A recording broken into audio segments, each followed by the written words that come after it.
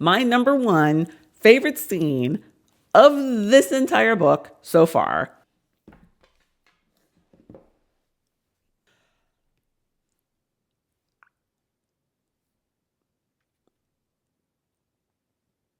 I think. Welcome to Surviving in Books, where life is nuts, so let's escape into great reads. Today we are going to discuss part 2 of Alchemised. We're going to do some spoiler-free thoughts, then we're going to follow with a deep dive of everything that happened in part 2. Well, almost everything. It's a lot. Then some of my final thoughts, and then we're going to finish with theories. So let's get started. Now, for my spoiler-free thoughts, I don't really have that many.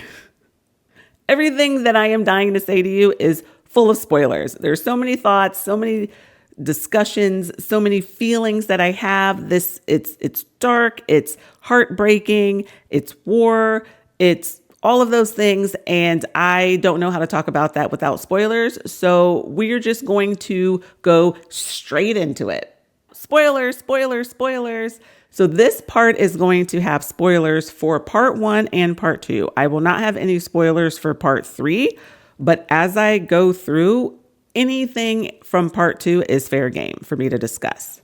Sometimes I jump ahead a little bit just because I think it makes more sense for our conversation. So just know you have to have read all of part 1 and part 2. If you haven't, that's fine. Just pause here, read it, and come back. Now, if you'll remember in my last video, I did a horrible job of a whiteboard.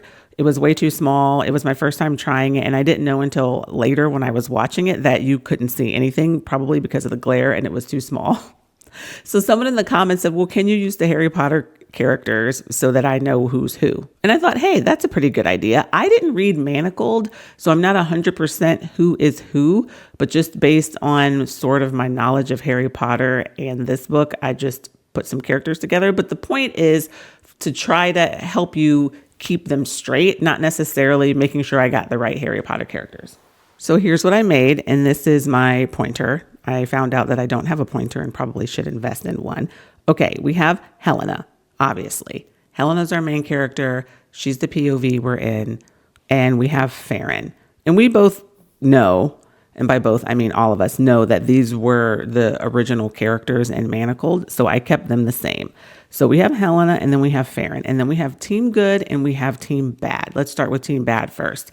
The big bad is Morrow, aka the High Necromancer, but he's called Morrow in part 2 mostly. Ferron, he has his parents, Enid, and she is no longer with us. And then we have Atreus, who in part 1, he was inside Crowther's body. So that's why I have Crowther here. But Atreus comes in many forms in part 2, and I just kept it there because it would have been too much to write. So that's what we have for Team Bad. And then we also have one of Ferron's teachers is Bennett, and he's the one that runs the labs, that does all the experiments. So he gets mentioned, and I have his lab right here. Now for Team Good, we have Helena, and she is really good friends with Luke. He is the one who is now the Principate because Apollo was assassinated. Apollo was the Principate before. So we have Apollo here, and then I have a line going to Luke. And then these are his paladins, aka his bodyguards, and they are brother and sister. So we have Soren and Lila. And their parents are Titus and Rhea, and they get mentioned quite a bit. Well, not quite a bit, but enough in part 2 to make the board.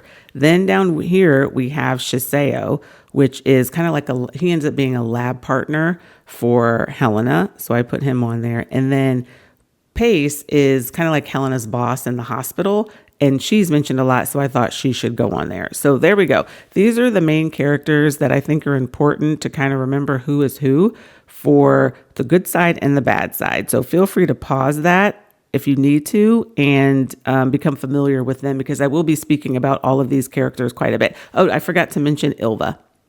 That's Luke's great aunt. She's right there. There's other people like Sebastian, Penny, Ivy, things like that that I didn't add because there was just no space on the board. And I think you can, just hearing their names, you'll be able to follow it. I don't think you need to see them on the board. These are the people that I think are important to keep straight. Again, feel free to reference that when I start talking about characters if you get confused on who's who. Now, before we get into the actual story, I listened to like an hour-long interview with the author SenLinYu, and it was with Barnes & Noble. I think it's on YouTube. You should look it up. It's pretty interesting. And there were 3 takeaways from it that I wanted to share because I think these are important for what we're supposed to be getting out of the story and how we're supposed to feel about it. One of them was Cain's character is his opinion is that both sides are wrong. And he's just stuck in a war between 2 sides that he doesn't agree with any of them. So he's very sort of bitter. He sees Morrow as just this terrible person, but also the eternal flame as problematic. And it's just kind of how you survive it, basically.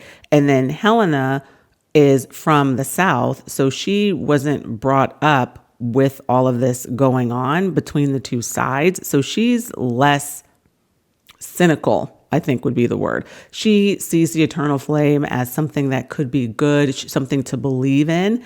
And that's sort of the difference between the 2 of them. And then eventually Helena becomes the one thing that Ferron does think matters. And that's why he gets to be so hyper-focused. Well, part of the reason on her is because he's outside of her, everything's crap. The second thing is that SenLinYu wanted war to be a character. She said she didn't want it to be this thing kind of like, oh, it just makes heroes and things like that. It is a character, and she wanted to think of the character as poison, and everything it touches gets poisoned. And that's why there's so much just darkness and destruction and survival and awful war things, because the war is a poison that is poisoning everything in its path. The third thing is that we're supposed to get the feeling from this that Helena is very important, but you know how they say all heroes don't wear capes? She's a very understated, super important part of this war and doesn't get the credit for all the things that she does. And, you know, sometimes when things happen, bad things, like people will blame everything else. But then when good things happen, like she saves somebody's life, then it's like divine intervention. And Helena doesn't get the, hey, this is because of you. You are doing great work kind of thing. And that happens in the real world. And that was something that SenLinYu kind of thought about and responded to and wanted to be a part of the story. So hopefully those 3 things help you kind of get into the correct frame of mind as we continue. Okay, so now we're in part 2. And what is this a picture of?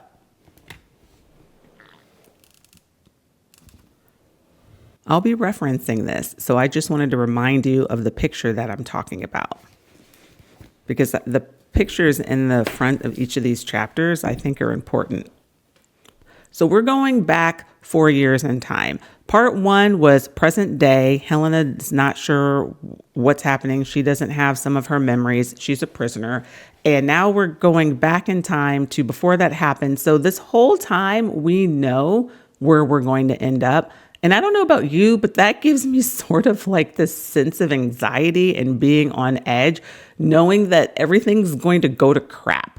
And we're just waiting. It's like a ticking time bomb, waiting for how things are now, and then just like how terrible they were when we found Helena in part 1. And so that's what we're doing. 4 years back in time, it starts at Soulless Splendor, which is the Bayard's home. And the Bayard's home is sometimes injured people will go there, and Titus is there recovering. And so that's just kind of a place where that is, but also it's Solstice. And so they're having like a celebration for Solstice. There's 2 people real quickly that are not on here that I wanted to go over. And one of them is Sebastian. He was Apollo's paladin, and he wasn't there when Apollo got his heart ripped out. So he is no longer a paladin. And Luke's mom, she died of wasting sickness when he was too young to remember. They're not on there, but they do sometimes Luke's mom doesn't really get talked about, but Sebastian does, and he does make an appearance. But again, I didn't have room, but just remember who they are. So while we're at the celebration, we see Luke, we see Lila. She just lost her leg from combat and she's hoping to get back to active duty. And Helena's trying to decide. I mean, she says there's no reason to hold her. So she's going to have to say yes to letting her go back. Luke's worried about her. and Soren is there. And okay, let's address the elephant in the room, because in the last video, I thought maybe Soren was part of helping Cain get rid of the Undying, and I couldn't have been more wrong. And maybe this is an elephant in the room that is only for me and you guys aren't thinking about it at all, but I was like, wow, I was way off base for that. So I just wanted to mention that, yes, I do know that I was very wrong about that. Okay, anyway, back to Soulless Splendor. The relationship between Luke and Helena, this is the beginning of sort of it just falling apart.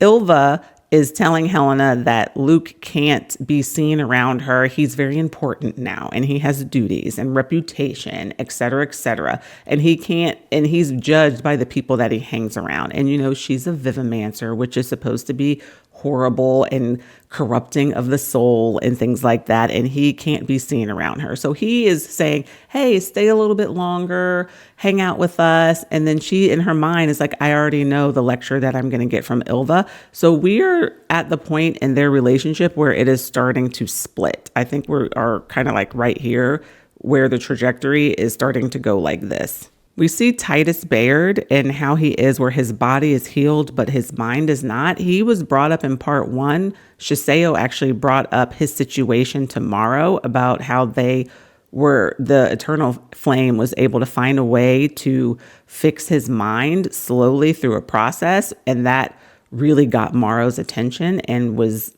part of the reason I think that Helena was sent to Ferron, and not just like having her mind destroyed, trying to search for the memories. So we see Titus and we see Helena with her guilt she feels over his mind and how she can't fix it. And Rhea, how she is still, his wife, is still holding on to hope every time she sees Helena that maybe she'll be able to give him some help. And I think this is planting the seed of Helena having this on her mind and wanting to find out how to come up with a transference procedure that we see later. So this is us getting a little bit of a seed to grow later.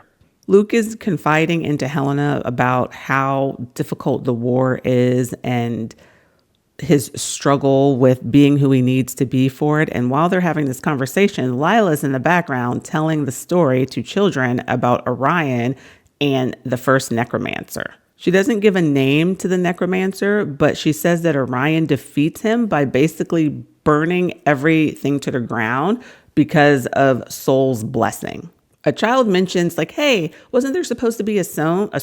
And Lila's like, no, there was no stone. And we get more about that stone later, but this is our first little mention of it. Helena leaves the Solstice party early because she thinks it's the right thing to do. And as she leaves, we get a description of the Orion Holdfast Eternal Flame, which is always burning. And it's the symbol of the holdfasts. So long as he and his descendants drew breath, the fire would not go out, and the flame would be carried to destroy the rot of necromancy wherever it festered. So we're diving deep into the, I guess, faith of that the holdfasts are blessed and they will always prevail. Good will always prevail over evil. And a symbol of that is this flame. As long as it's burning, just trust the process, basically. The flame is burning, so we need to just believe that the good is going to win, no matter how bad it seems right now. Helena works as a healer in the hospital, and because she has vivimancy. So vivimancy resonance is what they use as their powers.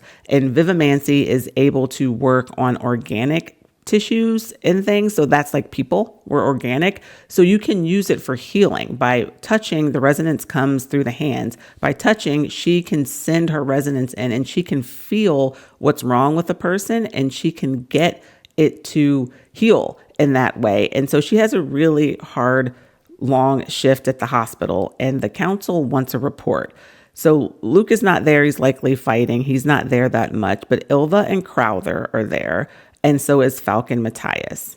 They're all parts of the Eternal Flame. And she gives a report about their numbers and everything. And then in a moment of desperation, she mentions the thought of using necrothralls on their side against the bad side because they already use them. But she says what would make it different is we could give permission. Like if a soldier is like, yes, if I fall in battle, you can use me as a necrothal. You can reanimate me. Because if the other team is doing that and they don't have an answer to it, then she's seeing in the hospital the results of that, like all the casualties of war that she is spending day in and day out trying to heal, trying to save.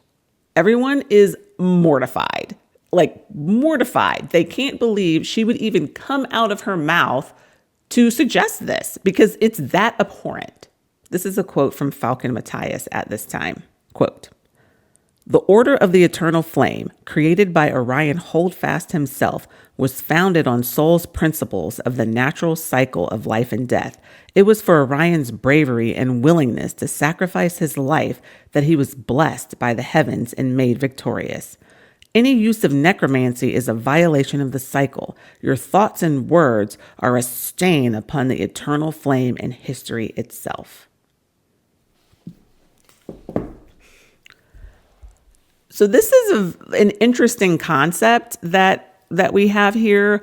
It's always a moral dilemma between when you are fighting something and you are fighting someone who's not adhering to the same rules of engagement that you are. Where is that line? How far are you willing to go if it means winning? And clearly the eternal flame is like, necromancy is not that line. Now, is it because they honestly believe that it corrupts the soul and all of these things? Or is it because they're afraid that if they think of necromancy and vivimancy and these things as things that aren't bad because they don't have that ability themselves in the eternal flame, that they will lose their power? I don't know. I think it's probably a mix of both things, but it is definitely something that we can think about and see that if maybe this decision was different, would that have changed the tides of the war? And if it did, would it have been worth it if you basically stooped to the level of the other side? Something to think about.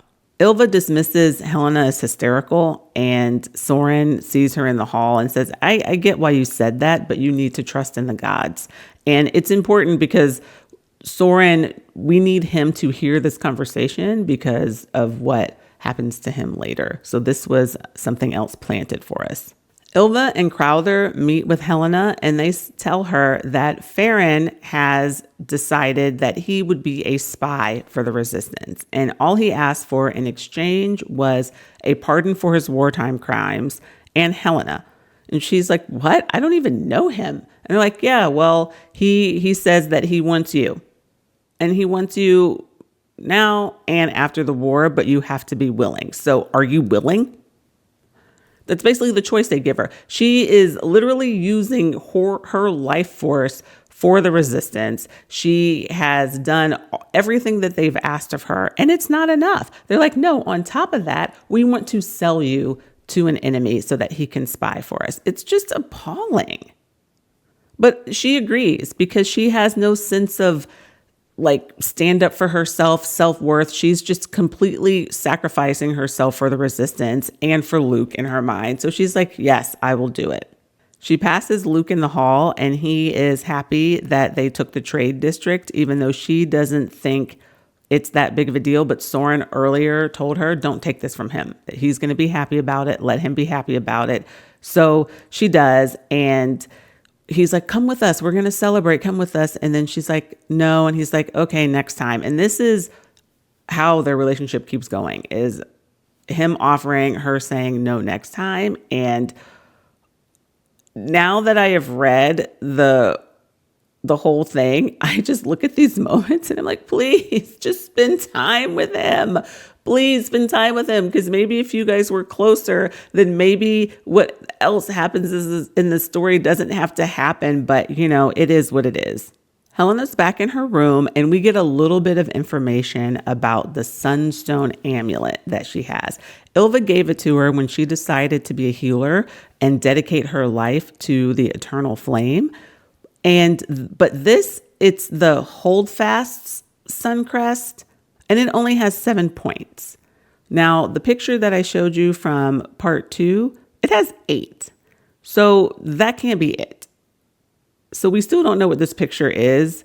Well, I do because I figured it out later, but for the sake of how we're doing this right now, let's say we still don't know what this is. So it is not the Holdfast sun crest because it has 8.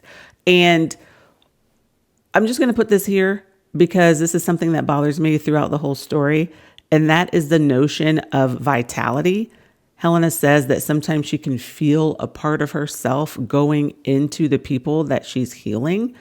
And that is her vitality. And supposedly, once that starts to run out, then eventually you're just going to like get sick and be gone. And that feels very, very chaotic to me. Like just there doesn't seem to be order and structure to that. And are we just supposed to wait around and then one day she's just going to be like, because she used like all of her vitality?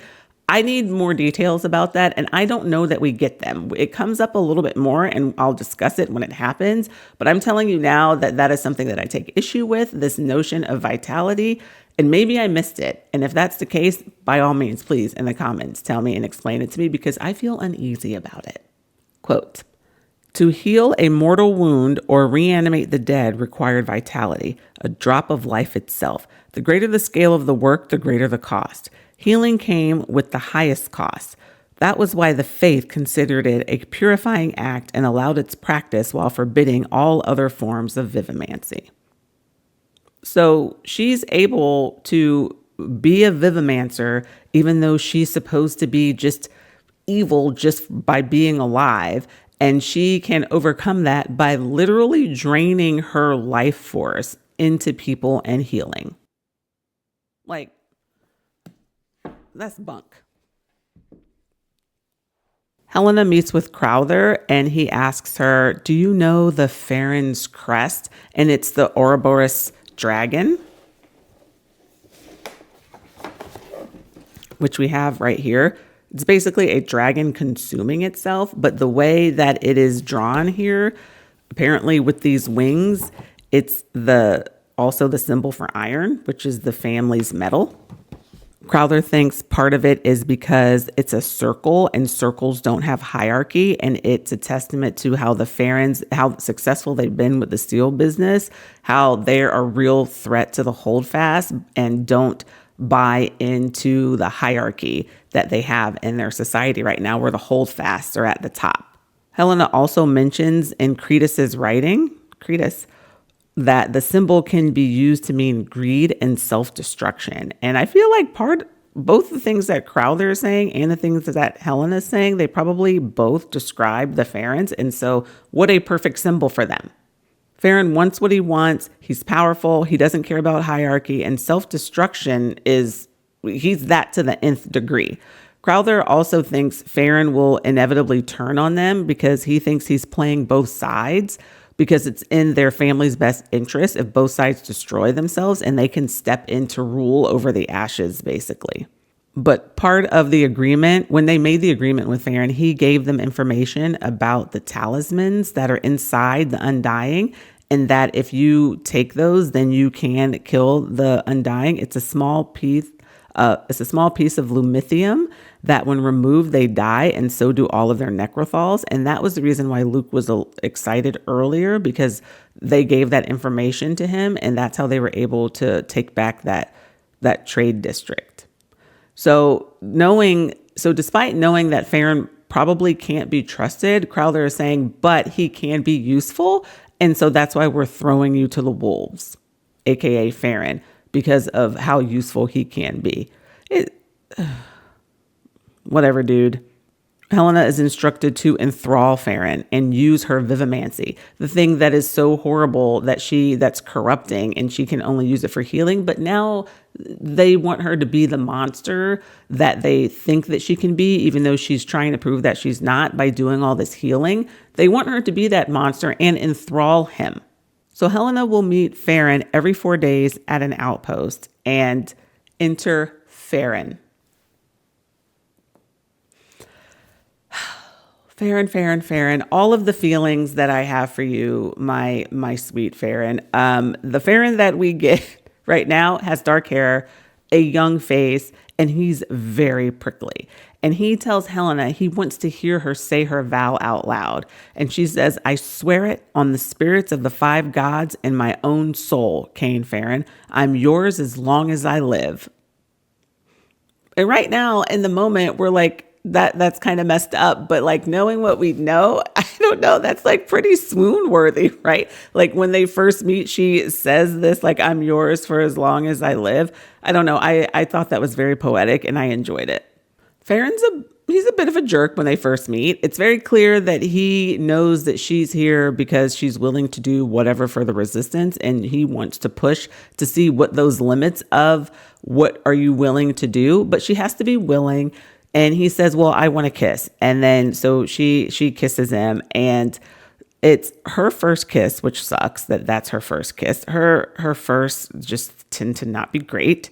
And while she kisses him, she explores him very gently with her resonance. She doesn't want to alert him to know that that's what she's doing, but she feels it, and he feels off. He feels otherworldly, but she's not like repulsed by it. She's fascinated. She kind of wants to know like what's going on, because that's the healer in her. He doesn't feel human, but she wants to know more. And he jerks away, and it doesn't look like he leaves that kiss unscathed. Like it had a little more meaning than he was expecting it to mean. And then he gives her a silver ring, and he has one, and he says that there's a mirrored entanglement. So whatever he does to his, she can feel on hers. So he can warm his, and then she'll feel it. And then she's like, okay, so how do I call you? Because I'm not very good with this metal. And he's like, what? I am not a dog.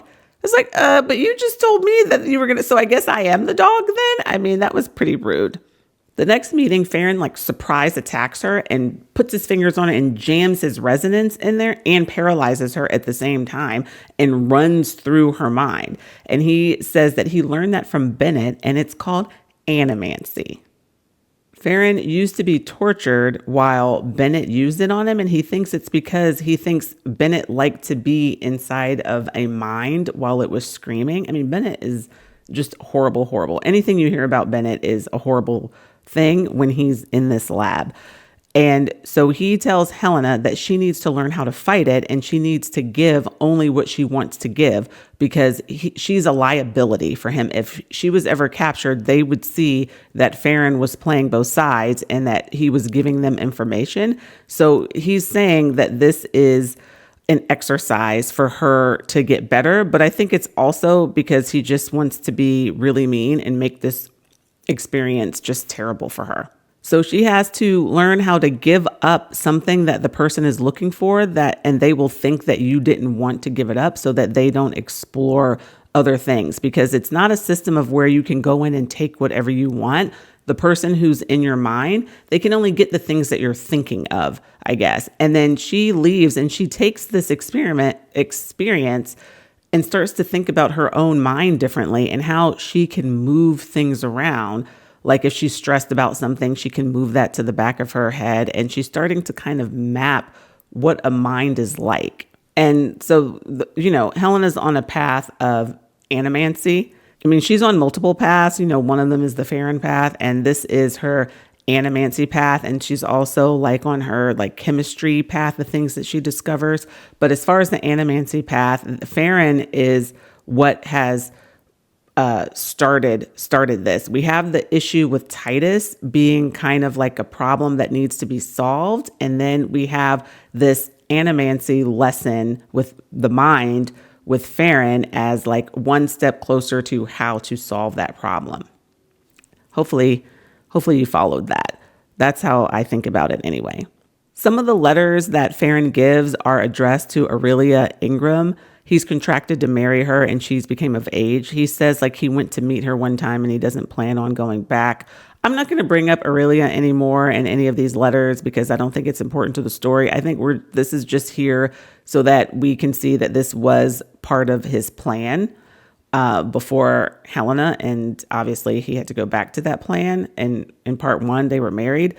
And I think this was just for us to have that, so it's not something that came up out of nowhere. But just know, yes, I'm acknowledging that he had correspondence with Aurelia, and I don't want to really address it anymore because I don't think it's that important. While foraging in the barrens, which is something that Helena really enjoys to do, it helps with the supplies because they don't have a lot of supplies in the hospital, and she's able to get medicinal plants and things of that nature. She sees a chimera. It's a bunch of animals put together, but these have like a reptilian face, and she ducks away and crawls, and then her ring warms twice, which means it's about the resistance. So she goes and meets with Ferron, and he was going to tell her about them. And she says, yeah, well, I saw them. And he's like, what? You were out there by yourself? The resistance just lets you forage by yourself? And she said, well, that's the reason why these days work, is because I can come here on the days that I'm foraging. And he is absolutely appalled that she's out there with no weapon in enemy territory, basically, and that they think that this is okay. And he's like pissed about it. And he says it's because if she gets captured, it puts him at risk. But I think just maybe he cares. And then they have this game of chicken where Helena is tired of waiting for him to basically like force himself on her. And so she pushes him with words basically, and he calls her bluff and tells her to strip. And as she's like starting to do it, she tells him that he's a power hungry, horrible person that likes enslaving and coercing people, and that he's dead inside. And that hits him, and his face goes pale, and his resonance like fills the room with all of the power that he has. And he yells, get out. And the door starts warping, and he's like, get out. And then she runs. And this is a mirror image of a scene in part 1 where he's in her head, and she has the thought of like, oh, he's inhuman and he's gross. And I think it hurts his feelings and it triggers him. And he has that same like, get out moment. So we have 2 mirroring scenes right here in part 2 and part 1. Another meeting with Ferron, and he shows up without an arm. Like he's bleeding. He doesn't have the arm. He says that he got more territory, but he had to fight over it. And he said some mean things to the person he was fighting. And he did get burned a lot also, but those healed. And so this is Helena's first time healing him. So she's like using her resonance, and she figures that she has to stop the blood loss before his body basically is losing blood too fast to heal itself. So she finds a way to stop it. And while he's laying on the table and she's working on him, she can see how he looks young when he's not, like has this mean face. And they have, I don't know, they have like the small little spark of connection there as she heals him and sees him as kind of could be sort of human. Then we're back in Helena and Lila's room. They're roommates, and Lila apparently is a very messy roommate. Her stuff is all over the place. But this is a conversation that she had a flashback in part 1. It's Helena explaining that Matthias is trying to replace her and is training these other healers. And Lila's like, oh, well, that's good because now you'll be able to have more time off. And in part 1, she couldn't understand why Matthias would be adding on more healers because he's so against vivimancy, and it didn't make sense to her. But now we know it's because of the comments that she made about necromancy in the council and how much he wants to get rid of her. And so that was the reason, and she couldn't get that in part 1. But then Lila says that she can understand why Helena thought about that, because she knows Soren told her that she said that in the council meeting about asking people permission to make them a necrothal. And Lila says, though she doesn't agree with it, she could understand where Helena was coming from. Quote, I realized it when I was there for my leg. Lila's gaze was far away, eyebrows furrowing. At the front, everything's so focused, The rules are simple. We win some, we lose some. We get hit sometimes, you hit back. You get days to recover if it's bad, but... She looked down, her fingers tapping absently along the place where her prosthetic was joined to her thigh. In the hospital, every battle looks like losing. I can't imagine what that's like. She looked at Helena. All you see in there is the worst of it. So Lila's happy that Helena will be getting some time off, but she doesn't know that that time off is going to be with Ferron. The next meeting, Ferron decides he wants to teach Helena how to fight, and he decides that he's going to teach her that by attacking her and breaking both of her hands. I mean, that was awful. It was awful. Is it because when she was healing him and he didn't have a shirt on, he was like, "Why are you staring at me?" And she's like, "Don't worry about it. You look like a boy and I don't like boys." Or is he actually wanting to help her, but he has no touch with humanity or the fact that she's not undying and he only knows the way Bennett teaches? And he's imploring those same tactics or the same tactics that he uses to help train other undying. I don't know what it is, but it's a horrible way. He breaks both of her hands. She makes it back and Crowther finds her and brings in Ivy to help her. And Ivy is able to fix one of her left hand, so then she can use that left hand to fix the rest of her. And Ivy says this interesting comment of, "My sister likes you," which I think, as we know, her sister is Sophia Purnell. And it was just sort of interesting that that quote was put there. But, that's something we store for later. And then they make plans, Crowther and Helena, that if she's injured again, where she should go so that she can be unseen. And then that's it, because I guess this is just part of her job and she's just going to randomly get injured and she needs to endure it. But, oh, yeah, let's at least find a place for you to recover so no one knows. She meets with Ferron again and he apologizes for hurting her. So I guess maybe there is some saving him. Ferron tells her that the High Necromancer, along with some Undying, are going to Hevgos. And we know that Hevgos is to the west. And Hevgos is willing to go in with Morrow and Team Bad because of the promise of immortality, but they don't like the way the immortality looks right now. Probably the way the Undying is tied to Morrow and doesn't have full autonomy.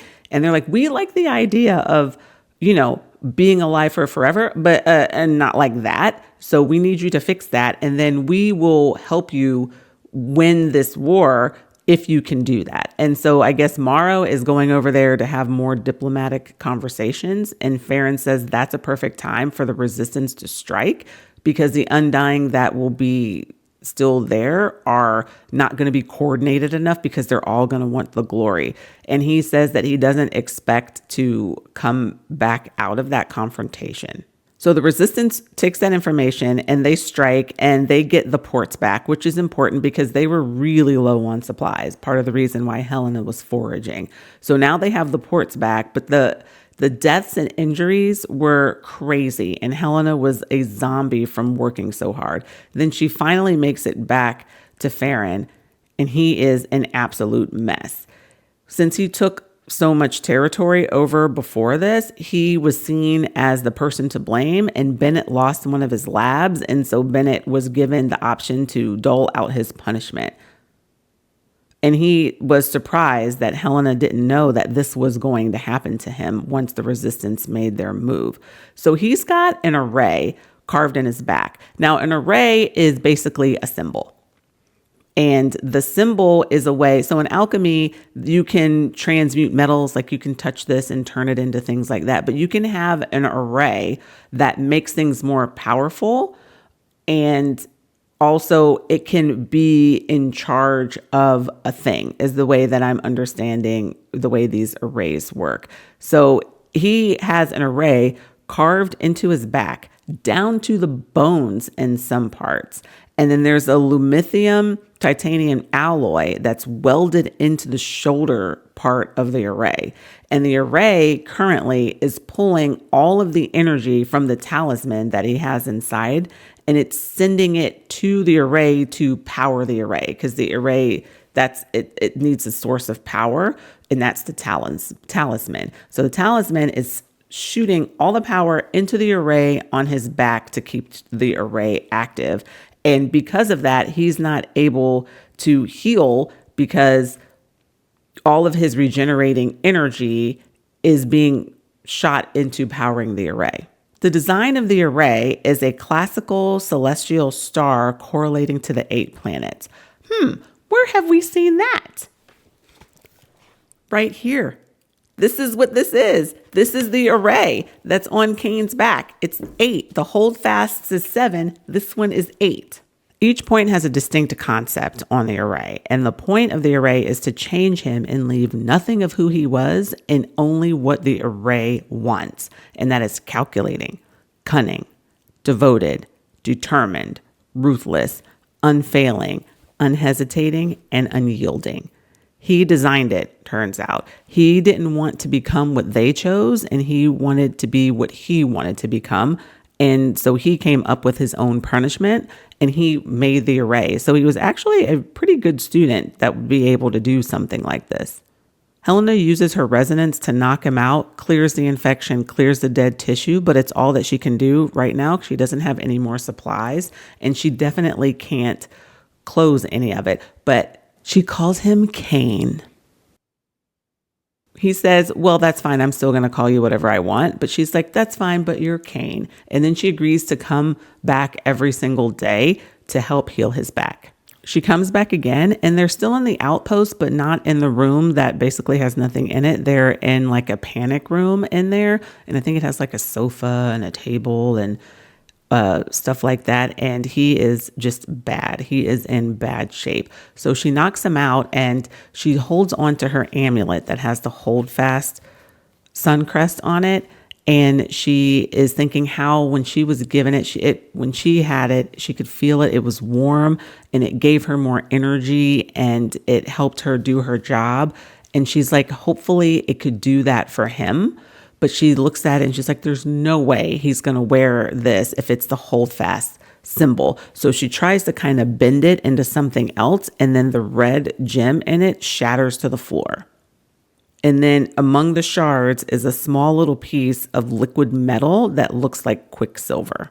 Sometimes it's solid, I think it turns to solid, but then in her hand, I was getting confused about when it was solid versus liquid, but it does both. And she just could feel that she was meant to pick it up and hold it to him. And she holds it to his chest, and it goes inside him, and then his whole body glows silver. And then it fades. So then she wakes him up, and as she wakes him up, she massages his hands, which is something that her father used to do, because he said that alchemists, their hands are very important. And he would massage her hands from the palm up to the fingers, and she does that for him. And it's something that they do for each other from this point on in the story, kind of like a tender love, but also an homage to her father and how much he cared about her. She puts a pain-numbing salve. It has like morphine in it on his back to kind of help. And it's something that she and Shiseo made. And speaking of Shiseo, let's just have a little moment about him. He is our dude from the East, and he comes to basically help. Helena asks for some assistance because she's spending so much time with Ferron, but she still has her duties as a healer. And there's projects that she wants to work on, so she asks for help. And Ilva's like, oh, well, we'll give you this guy who we can't figure out what to do with him. And Helena's like, but by the way it sounds, I think he's more qualified than to do this. And she's like, no, it's fine. I'll do it. So she's like, hey, Helena says to Shiseo, thank you for helping with this, but you can use my lab for other things that you want to do. And so he was granted asylum, and that's how he got there. And so Shiseo, right here. And so Shiseo, welcome to the chat. We heard about him in part 1, and now he is making his appearance in part 2. Another visit with Cain, because she's going there every day. He gives us insight on how the Undying are created. And he also says that Morrow has no eyes, like he uses his resonance to see. And this is important. This conversation is probably one of, I don't know this, obviously, because I haven't read part 3, but I do know this. This is a very important concept. And I read this passage too many times to count to try to make sure I understood it. And I still am not 100% sure that I did. But Cain talks about how the Undying are created. Morrow takes a piece of his bone And he uses that to make the talismans. And the talismans are what are inside the Undying. And those are the things that you have to remove if you want to kill the Undying and all of their necrothralls. And the way that Morrow makes those is by using his own bones.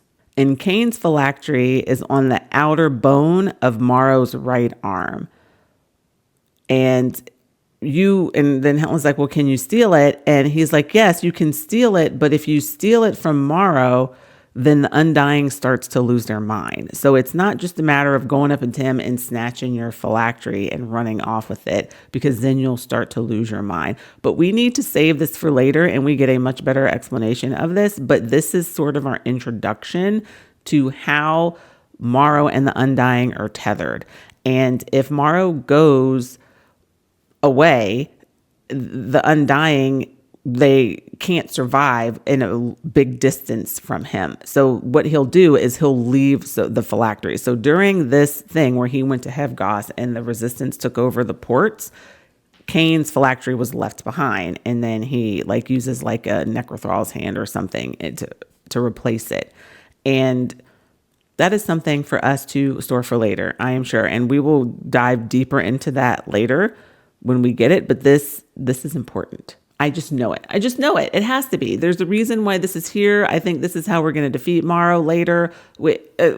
Yes. Cain's hair is starting to turn white at the temples, and it's the same white as the stone. And now that he's getting better, he says he wants to see how Helena can protect herself. And she's like, no, you're injured. So what does he do? He sends in necrothralls. And she's like, stop. I don't want to do this, Cain. I don't want to do this. Get them away from me. He's like, just show me, just show me how to do this. And then in a moment, she screams, everything turns red, and they all just get obliterated. And Cain is like, what the F, Marino? And he's like, the way that you were acting, I know that this wasn't the first time. When did you know that you could do this? And she said it happened during the massacres when she was working at a field hospital. It was the first time that they saw liches. No one knew about them, but someone came in. It was one of their team of the resistance, and he was screaming, get him out, get him out, get him out. And then he died, and then he popped back up. But he was no longer team resistance. He was team bad.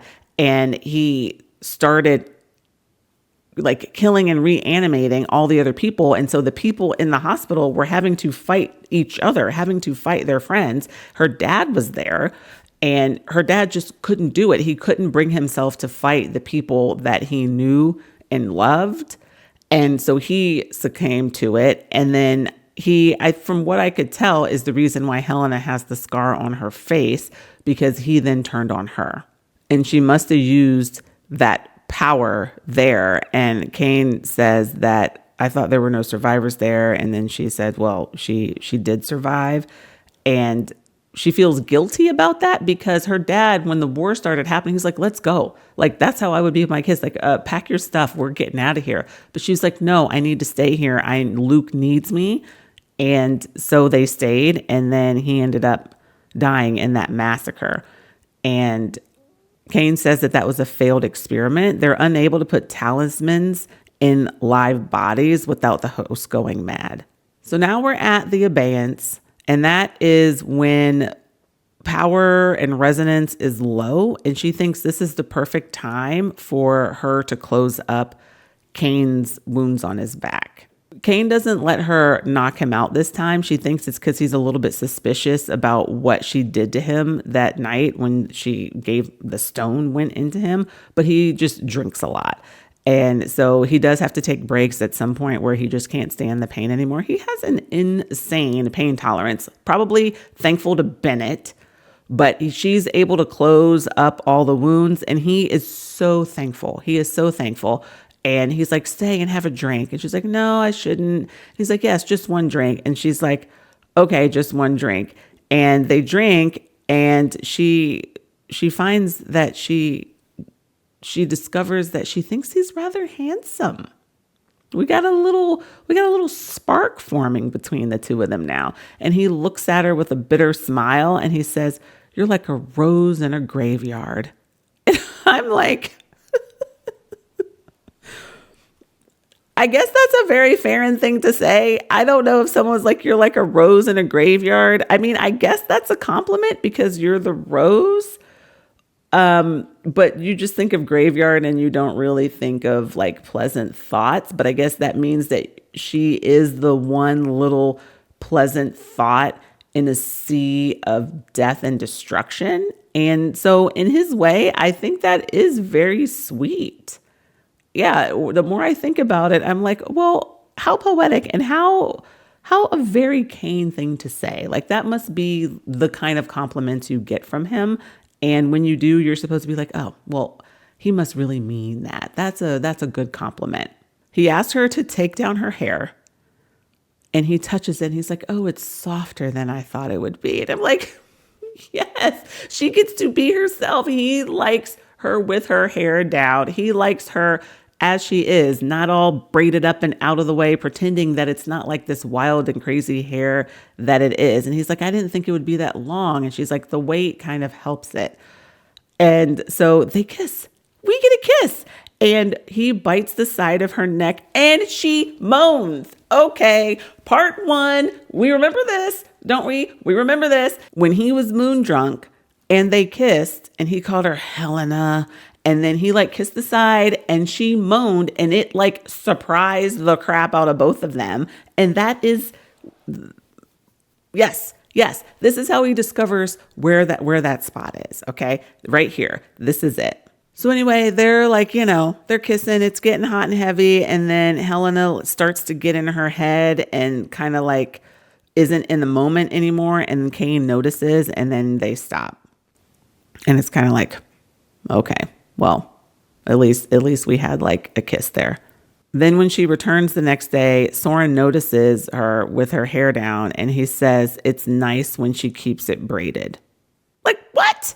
First of all, as a dude, you're not allowed to comment on my hair. Like there are rules. You will get cut if you try to comment on my hair. And then the fact that he's saying that he doesn't like her hair when it's in its natural state, that made me upset. But I understand that this is supposed to be for us to see that Cain likes her as she is and the eternal flame likes her when she is what they want her to be. And I get it because that really pissed me off. Back at headquarters, adding to the list of things that Helena has to do, now she has to work with Crowther as he interrogates prisoners. So he brings her down and we get to see Lancaster. This is our first appearance of Lancaster, which I thought was a bizarre moment in part one, but now it makes more sense now. So he's an aspirant. I think I said that right. Which means he's going to be ascended and become undying. And they have captured him on his way to Hevgos. And Crowther is there and Ivy is there. And Ivy, basically, her job is to break him apart. Crowther with his burning, Ivy with her vivimancy and whatever. And they are trying to get information out of him because there is a guard at one of the prisoner complexes that Morrow wants. Ferron gave them this information. So they're trying to figure out who this guard is. And they found Lancaster on his way to Hevgos. And so they're like, he needs to tell us who this guard is. So Ivy does all the breaking down. And then Helena comes in and puts him back together so he can endure it again. And Lancaster eventually is like babbling and he tells Helena that she's a sweet thing. And he wants to keep her as a pet, just like the holdfasts. And that explains why when we see him in part one, how he's trying to kidnap her and how he's like trying to bite her and kiss her and all of these things because of this. He, in his torture, has fixated on her as like how she should be his pet. And so that makes sense. I remember in part one, I was like, why is this in here? Like, what is the point of this other than to show that Ferron cares about her, I guess? But this is why it's a callback for Lancaster. After that kiss, whenever Helena goes to meet with Cain, he doesn't show up anymore. He just has a necrothal and he gives the envelope to the necrothal and the necrothal gives it to Helena. And then Helena goes back and gives it to Crowther. So they do this for a bit, and then one time after a really tiring shift, she's like tired and a bit of a zombie. She doesn't notice that the necrothralls around are not Cain's and that the outpost has been retaken. She's basically being attacked by necrothralls. She tries her, when she sees red, trick and like explode them, but there's just too many, and she reaches burnout because of all the healing that she did before, and she has to fight. She ends up with like getting impaled by something in her leg, and she survives, and then she like makes her way back, and Cain finds her, and he's a bit annoyed because he's like, how far are y'all willing to go for this? Like, this is kind of ridiculous. And she says, I'm just waiting here until I get my resonance back. And he's like, what? And she's like, yeah, I burned out. And he's like, does this happen a lot? And she's like, no, it hasn't happened before. And he has to heal her because she doesn't have her resonance. And he asks her how to do it. And so the two of them team up to heal her. And we see this multiple times, but this is our first time with it. And it is just so sweet. Like, he's using his power to do it, and she's giving him the instruction on how to do it. And I like that. And as she's leaving, after he helps heal her, he unlocks the door without touching it. And that's how powerful he is. When they meet again, he clearly has been thinking about her burnout, and he's like, are you using your vitality when you're healing people rather than just using your vivimancy? And she says that she has to, because Matthias told her that Helena's mother died because of the toll. That's what they call it when you use part of your vitality, your life force to help people. That's the toll. And she says that the toll came from Helena being a vivimancer. So her mom had to pay that toll, and now Helena has to pay it. Quote, she looked away, staring out the window. Vivimancy is a corruption of resonance that can use vitality as well as the energy of resonance. It's caused when an unviable soul sustains itself by stealing life from another. Souls like that can only be purified through a life of self-sacrifice. The toll is penance. It's giving up what was stolen.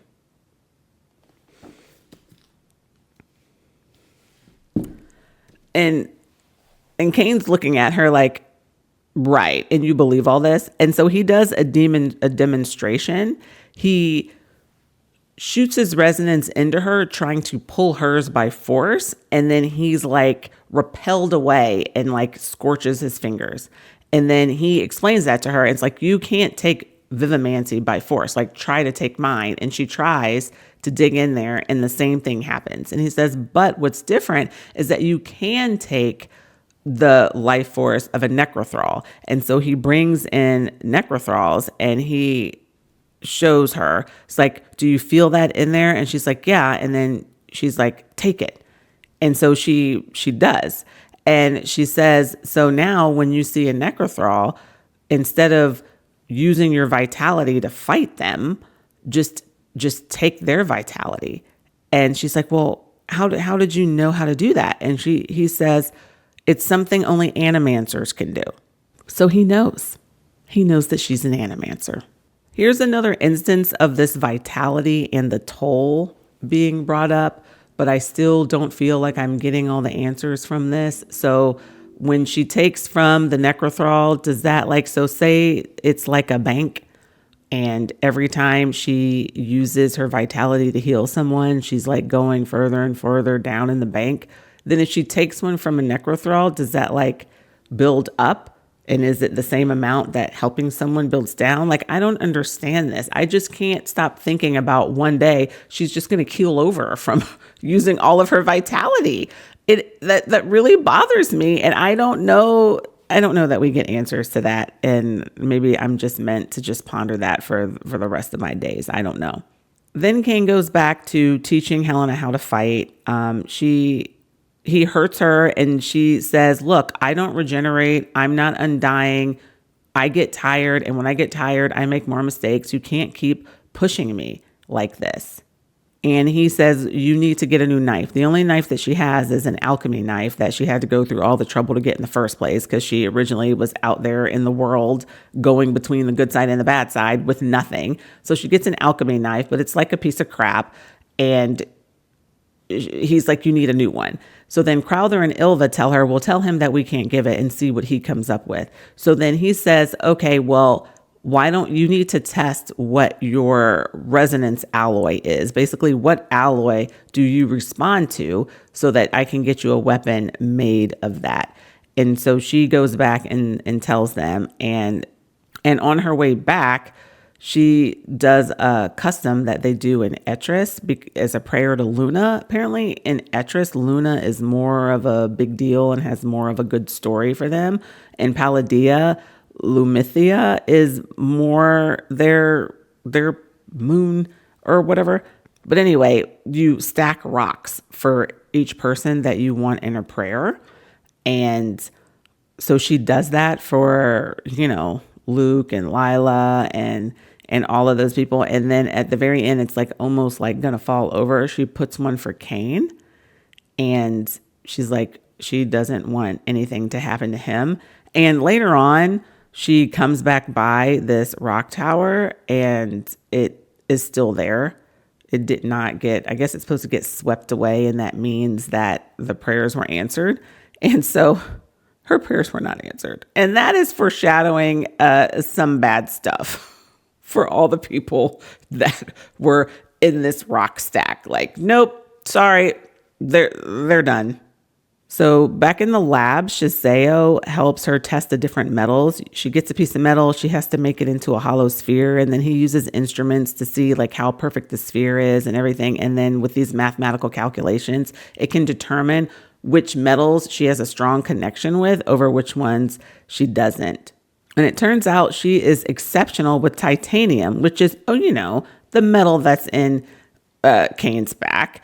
And Shiseo tells her that she should try a titanium nickel alloy because that would be a good weapon for her. And that is a throwback to a quote that came into her mind in part 1 that we didn't realize what it was for. And that's it right there. So a little bit before this, there was a member of the resistance called Geklich. That's how they say in the audiobook, Geklich. She was captured and then recovered. And when they recovered her, she ended up not making it, but she was injected in all these different areas with a substance that they didn't know what it was. The alchemists tested and they couldn't figure it out. Shiseo asked for a sample of it so he could test it. And then he figures out that's Molianshi.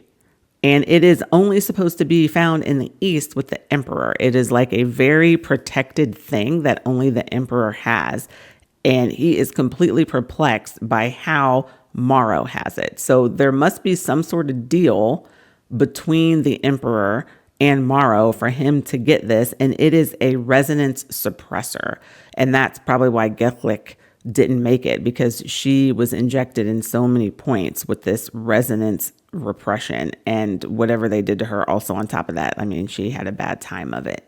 This is the beginning we see of this Molianshi, that they are working on a resonance repression, and they haven't quite gotten it figured out yet, but we know what it is now, and we know where this warfare is heading. Cain and Helena continue to meet. One of their meetings, Helena's just exhausted, and I'm pretty sure Cain is too, and she's like, Cain, do you think we can win? And he's like, Morrow is willing to do anything. He's even willing to do genocide. The only thing stopping him from doing it now is because he needs the bodies for his army. So destroying them isn't the best, but it's not because he doesn't want to. And the resistance is standing on the side of this religious righteousness and goodness. And how do you win if that's where you are against someone who's willing to do anything and everything? And that goes back to the point that I was making earlier about where, if you're on the side of good, do you move your line if it means winning? And that is a question I think we're supposed to keep asking ourselves throughout all of this. His hair is getting more and more white. His eyes are getting more silver. There's more unearthiness about him, as though the array is like hardening any of the edges, making him look more grown up, making him look more not human-ish, you know? And as she's leaving one of the times, she says, "Don't die, Cain." And this is our first time hearing this. We get this a bunch of times after this, but the first time for all of these things, they just hit different. And so I always bring them up. So we get "Don't die, Cain." And he says, "All right then, but only because you asked." I love it. One visit with Cain, he arrives and he just completely falls over. And she's like, "Ah!" And then she goes up to him and she like takes off his coat and whatever. And she sees that he has a stab wound that he's not healing from. And it is now, they're calling it nullium. It's Mulianshi, but in an alloy form. Like this is the next step of their process improvement of being able to use this. And because of this inside him, his resonance is, and the talisman inside him, all the things that usually help him heal, they're not working. And she can't use her resonance because whenever she touches him, wherever the stab wound is, it's like a dead zone and she can't feel where it is. So her resonance can't get to it to heal it. So she has to go through and pull out all these shards, and she does it by wherever she feels that dead zone, she knows that there's a piece there. So as she feels, she does it. And then she takes her alchemy knife and using her resonance turns it into operating tools. And she has to do old-fashioned operation because resonance doesn't work. And when he wakes up, he almost strangles her. I think he was like, "You don't need to save me. I'm not your responsibility, blah, blah." And then they get into a heated argument over how Morrow came to be as high in power he was. And it's pretty much like I said in part 1, that the guild felt stifled and started not to buy into the holdfast being called and thus should be in charge. And science started conflicting with the faith. Like the faith were, there were 8 planets, 8 metals. But when they discovered more metals, they're like, well, that kind of doesn't go with what the doctrine is. And stuff started to conflict on top of the issues with not letting science advance. And then, so they would invite students like Helena from Etris or all over to show their goodness. But then they would give like her dad like a bad job. Like he was a surgeon over there, and then he had like some not surgeon like job there because he wasn't good enough. And he felt like they were just like giving them like crumbs, like, "Oh, we're good here, you can have this." And it made him annoyed that she didn't see that. And then Morrow promised, it wasn't even the immortality that the people responded to. He just promised to remove the people in the way of them succeeding. It wasn't even about immortality at first. It was all supposed to be easy peasy, but then Cain's father got arrested, and then Cain killed the Principate Apollo, and then some of them started second guessing, like, wait, we just wanted to be able to, be prosperous with our trade. We weren't signing up for murdering people. And one of the people that spoke up against that was Blackthorn. And then Morrow made an example of him. He, I guess, took out his phylactery, which, is in Morrow's body, and then started carving it with a talon, and it made Blackthorn go crazy. And then he went home and he started tearing at himself, and then he went home and ate his wife. And then, yeah. Quote, and this is Cain speaking, "We are all expendable tomorrow. So you see, I am intimately acquainted with the illusion of choice." He smiled, slow and cruel. "That's why I recognize it." So he's saying that she thinks that she's doing all of this because it's out of the goodness of her heart. And it's like she is in the trap just like he is, but on a different side. And the fact that she doesn't see that, I guess, really pisses him off. We are now back to Solstice, but this time we get Solstice gifts. So Helena makes a medical kit. She uses things from the hospital, different tinctures and whatnot, supplies. And then she brings it to Ferron and she's like, "Here's your Solstice gift." And then she also gives him instruction on how he can heal himself. And that's her gift to him. And that it just seems really sweet, even though he has some sarcastic remark of like, I was just waiting for the day someone would just lecture me on the physiology of the human body or something like that. And it was very funny. And then he gives her 2 beautiful titanium nickel alloy daggers. And they are a perfect match for her resonance. Before she even touches them, she can feel the connection of them. They are beautiful. One is for her back and one is for, I guess, like for her side. And he's like, you need to have these on at all time. Don't put them in a bag. It'll be too hard. And the mesh thing that they come with is bendable, or it will reshape based on what she reshapes the daggers for, because she can use her resonance to reshape it. It was just so sweet. Helena meets with Ylva. She shows the daggers. Ylva could not care less. And she says Ferron is climbing ranks and tells Helena that he wasn't supposed to survive when they took the ports. Like, the whole plan was that they knew that he was going to be punished for it and he wasn't supposed to make it alive. And Helena's like, what? Like, why wouldn't you tell me this part of the plan? And she's like, you wouldn't have been able to play your role if you had known that.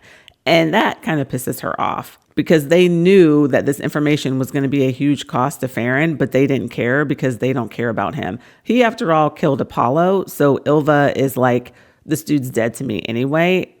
Why are we upset about this?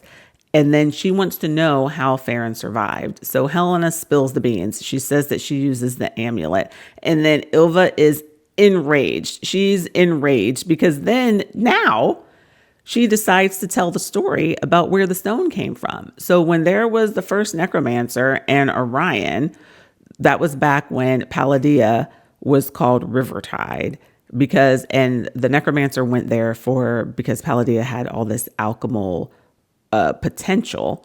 And so he performed miracles. He got followers. He promised immortality. And when he brought all of his followers underground, he bonded all of their souls together and was using them for power. But when he did that, he bonded them all together and it became the stone.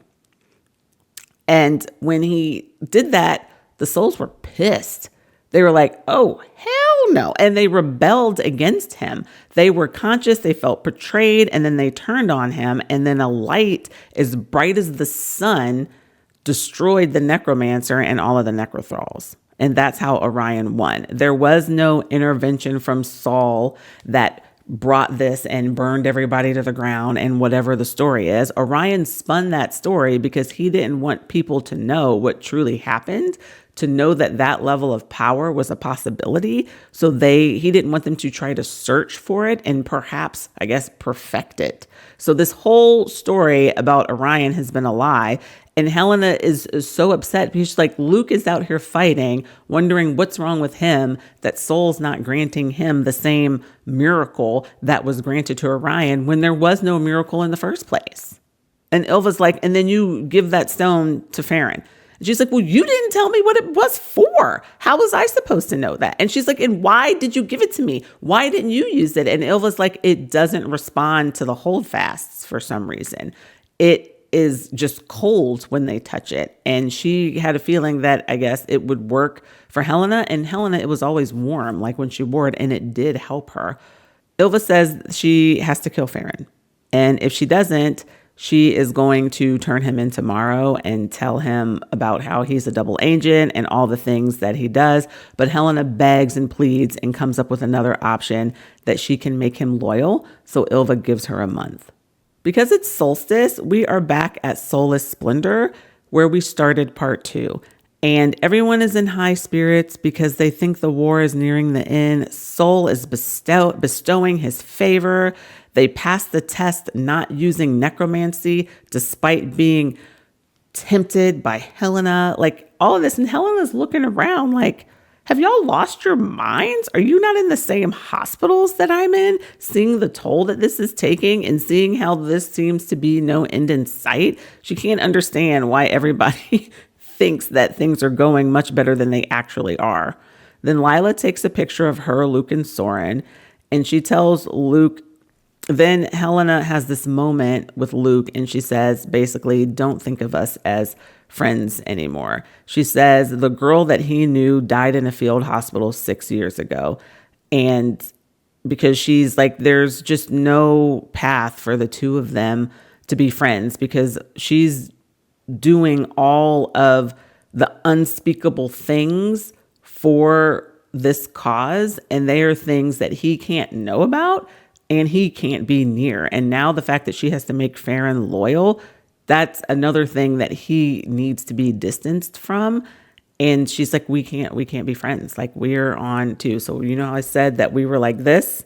Well, now we're like at this part of it. She flees the house and ends up at the outpost where she normally meets Kane. And then he shows up and he's like, well, what's wrong? What's wrong? And she's like, nothing. She's like, I just kind of like didn't know where else to go. And they have like a sweet moment. She says she's worried about him and not to die. But then he says, well, you can't just show up because I had to leave what I was doing because I thought something was wrong. Like you have to come only if there's a reason. And we know that he can see her because she finds the eye. You know, in part 1, he had the eyes throughout the house. Well, he has an eye outside near the root and he can tell when she's coming. And so she agrees. She's like, okay, I won't come unless I need to. When they meet again, Kane resumes training her and how to fight an undying. And he's in better spirits. He's actually in the best spirits he's been. And she says only he's mean when he's guarded and he's trying to fight his feelings. So this must mean that he is not trying to fight any feelings because he doesn't have any. Because he's just like carefree, helping her fight. And so she says he was always his cruelest when he was vulnerable. So she's like, so this doesn't bode well for my new mission of making him loyal. Quote, I thought you'd do anything for Holdfast. He was pacing the room. The price keeps getting higher, she said quietly. I don't know if I can keep paying it. He stilled. I suppose even martyrs have limits. That was when they were sparring and he could tell something was off and he's like, what's wrong? And she's like, I'm tired. There might be some truth to that. There's a limit, like martyrs do have limits, but I don't think that she has not reached the limit of something she's not willing to do. She has reached the limit of, I'm still going to do this, but I'm just going to feel like crap about it. And so they're fighting and she gets to the point where her palm is against his chest and she could end him. And he's waiting for it, waiting for the betrayal for her because he knows that that's what she's been sent to do. And she kisses him instead. And between the two of them, she can see this rage, despair, and desire. And it escalates quickly, not gently. And they are intimate for the second time. Now, the first time in part 1 was horrible. Very hard to read. This one, not much better.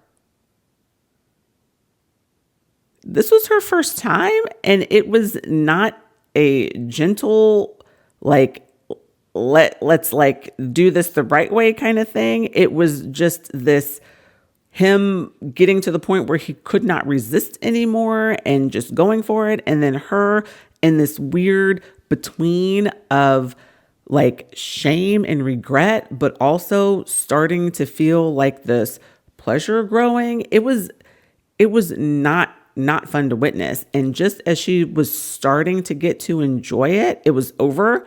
And she was like, oh, thank goodness, because this shouldn't have been a thing that I should enjoy because this is clearly my mention. When it's done, he like jerks off of her and he's like, ah, crap. He doesn't say crap, he says the F word because he can't believe that she won, basically. Like he knew that this was where she was supposed to go based on her mission. And his plan was to toy with her and not let it happen. And then it did. And in the moment of after, and he's like, oh, were you a virgin? I'm sorry, I would have been gentler.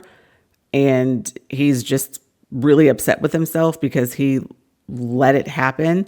Then we get like a big dump of information about Kane's backstory. So it starts with while Kane is still in school, his dad is arrested for treason and he confesses. And he was with he was looking for vivimancers to help with his wife because his wife was always kind of sickly. She had a very difficult pregnancy with Cain. And after that, she was very sickly and needed help. So his dad was trying to find that help. And because of that, it was treason because he was like in cahoots or like canoodling, I think that's the word, with the people on the bad side, trying to find someone to help.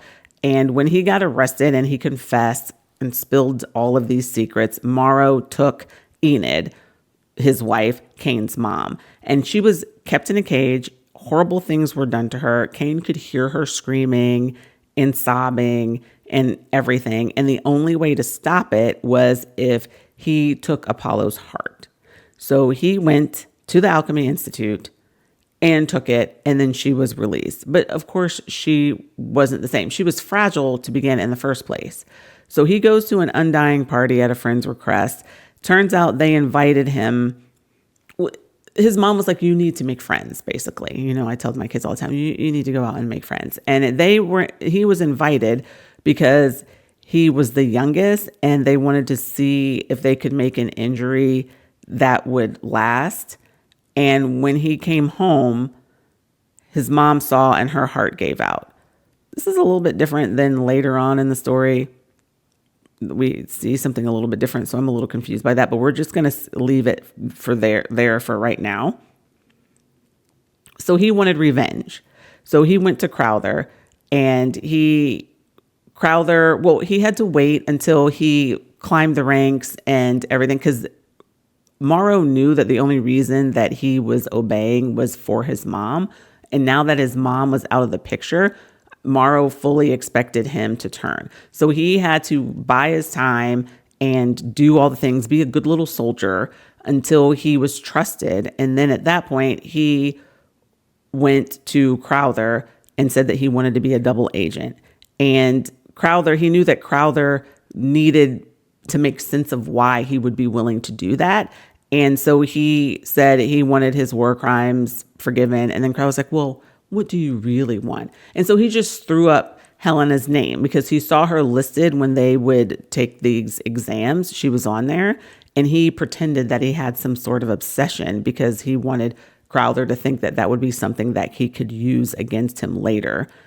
And now that actually is true. And he cries in Helena's arm, like he sobs and says he can't do it again. He can't care for someone again because of everything that happened to his mother. And underneath all those defensive layers and malice, he's really just a human with a broken heart. She comes clean to him that she was given a choice to kill him or make him loyal in a month. And then she's like, well, do you want me to do it or do you want someone else to do it? And he's like, you had your chance. And he says, so what's going to happen to you once I'm gone? And she's like, I don't know. They'll probably give me to another spy. And that he does not like. He does not like that. And he's like, I kind of misjudged this. I didn't realize I was going to, in this process, make you marketable and someone else want you. And in his mind, that cannot stand. No one else can have her. So then he's like, well, what does this begging mean? Is it literal begging or is it something more constructive? And then she says, I don't know. I'll have to ask Crowther. And this is in there. The Ferrons were possessive enough to eat themselves alive before they'd let go of anything they considered theirs. And that goes back to the Ferron symbol of the Ouroboros dragon, like consuming itself. She goes back to headquarters. Crowther finds her. She's like cleaning up. She's disheveled. Her clothes are a mess. There's like buttons missing. And he's kind of like looking at her like, what's going on? And she's like, he wasn't like mean. It was just abrupt. And the bruises were from them sparring, not from that. And he has a sense that he cares, but do you? Because of everything up to this point, you're putting obviously the mission over Helena, and maybe that's what you have to do as a person in charge of trying to win a war. But you don't get to come here now and act like you give a damn. He tells her she's an exceptional asset, and I'm just like, you are a day late and $1 short, Like, this is crazy. And he brings all this stuff to see if she might need some of it. And she's like, I don't need contraceptive tonic. Like, I had to give that up when I swore my allegiance to the eternal flame. Matthias said I had to. Like, what? So then they go back and meet with Cain, and Crowther's there, and she has to leave, and they make a new deal. And as she's leaving, she hears Crowther say, beg. And this is where we get, it was sort of happening, but this is where we get the complete dynamic switch. Now, everything that is happening up until this point, Ferron is just out for revenge. He is trying to avenge his mother. He hates both sides.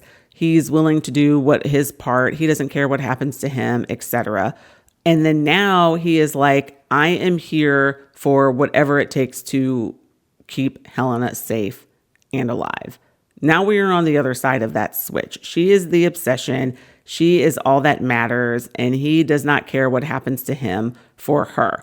Before that, he did not care what happened to him either, but it was for this mission, and he didn't care like if he lived here the next day. But now it is all hyper-focused Helena. There's an explosion out in the war. Luke is captured. Soren loses an eye, and Lila is critical. Like, very big deal for the resistance. She is stabbed with nullium, and it takes weeks for her resonance to come back. Cain wasn't aware of this and wasn't able to give them a heads up because of all the extra things that Crowther is given. As part of the deal, Crowther gets to choose what missions Cain has to do now. And also, Helena can't see him as much as she did before. So with both of those things, he had no idea because of the things that Crowther has him doing. Now, the bad side's not stupid, right? They know that there's a spy in the midst, and now they're keeping things kind of close to heart. So he had no idea that it was going to happen. And he's miserable because now he's telling her that he cares about her and he hates it because now he's a slave for both sides. And a side note, the medical scenes in this book are pretty good. Like, as someone who does anesthesia, I'm an anesthetist and I see all sorts of trauma surgery. These scenes are well researched and they make a lot of sense. So props to the research done on that. I think that they're pretty believable. So now that Luke is captured, Soren is like, we need a rescue mission. Lila was taken down by a chimera, and then Luke surrendered himself if they would let her go, which is not the way it's supposed to go. And it's part of the problem with having your bodyguard as someone that you care about in that way, because you're supposed to be protected at all costs as the principate, and you can't be giving yourself up when one of your bodyguards is taken. I know in a human stand, like, that's a horrible thing to say, but that's just kind of the reality of the way this is supposed to go. And it didn't go that way. So now Luke is captured and Soren has a rescue mission. So on the team, we have Soren, obviously. We have Helena because she will be able to heal Luke if he needs to be healed to have him rescued. Then we have Sophia Purnell because she knows the way. She's the one who told them, I know how to get us there. I know where he's being held. Then we have Alistair and Sebastian. Penny is coming because she's a reconnaissance scout. So that's our team. Before they leave, Helena gives Shiseo a note and says, hey, take this to the outpost. She describes where it is. She says, slides it under the door because she wants Cain to know what she's doing. So they go on the mission. They find Luke. They have to, battle their way in and whatever.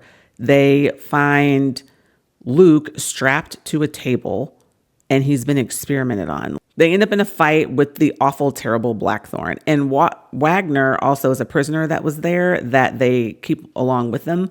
And when the fight gets bad, he pushes poor Sophia Purnell to save himself. And then she drifts away in this water. So we're like, oh, well, she's gone for now. And Blackthorn kills Soren. It's pretty much no contest because that's just how crazy Blackthorn is. And then Helena reanimates him because he had requested that she do this.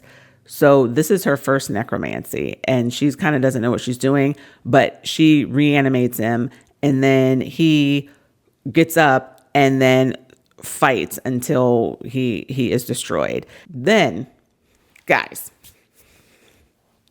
my number one favorite scene of this entire book so far, part 1 and part 2, is the arrival of Cain.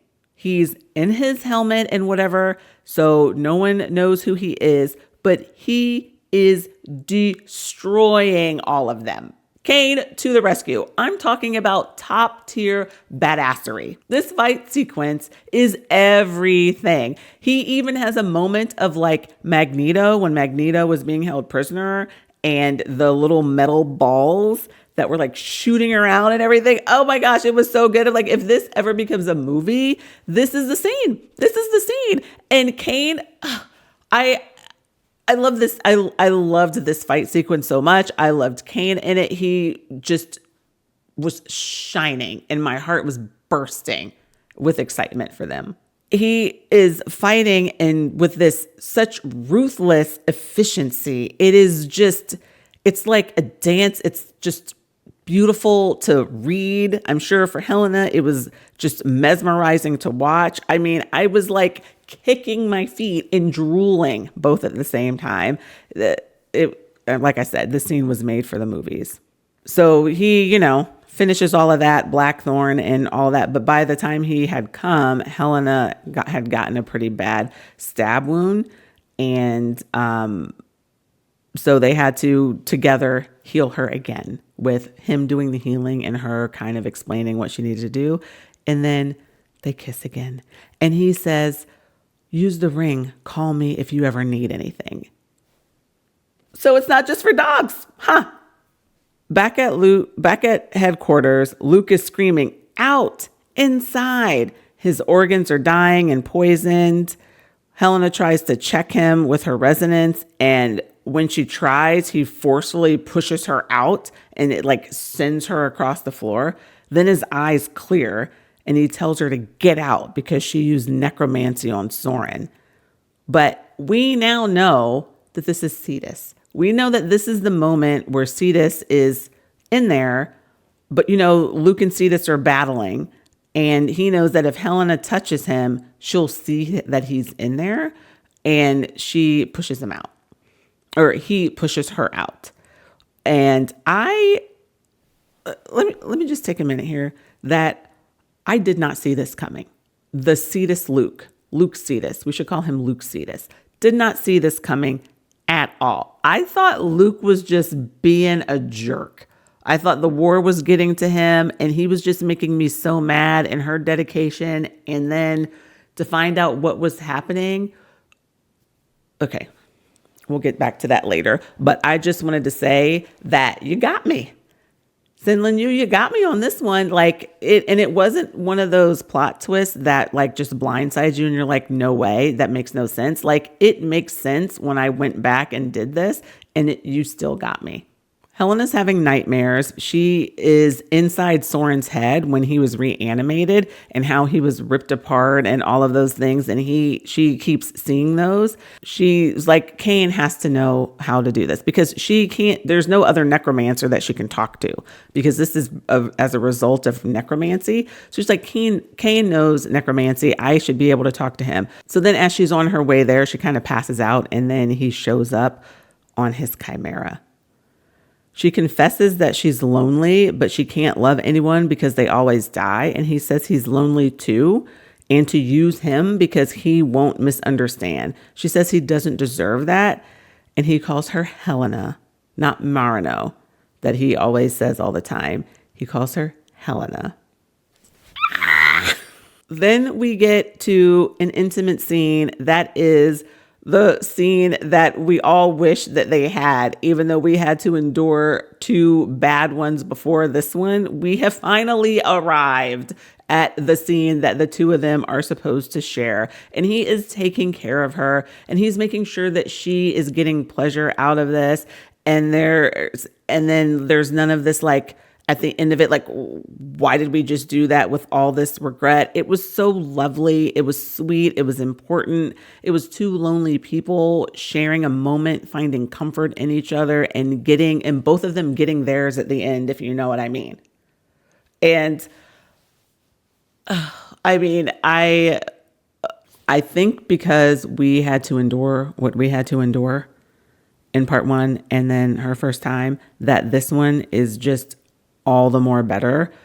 And my heart is breaking for them and bursting for them at the same time.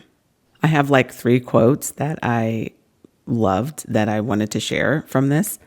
Like a star, he was glittering and ice cold from afar, but when the space was bridged, the heat of him was endless. I'm sorry. His hand still entwined with hers tightened. I'm so sorry. I ruined so much of this for you. This is how it's supposed to be. Let me give this to you now. She didn't move, her heart pounding against her ribs. Please, Helena. She gave the barest nod. Close your eyes. His breath whispered against her cheek. Now, he says close your eyes in part 1, and I think that's for a different reason. So I'm not sure why we have close your eyes and close your eyes, because when I'm in this scene, I don't want to be thinking about that horrible one.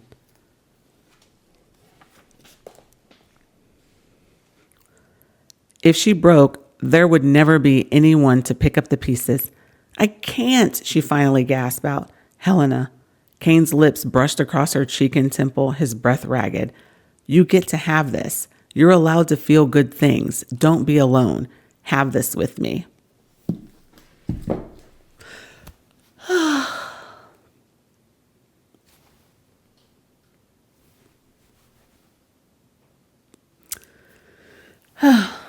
Okay. His mask slips and she sees in it his heartbreak.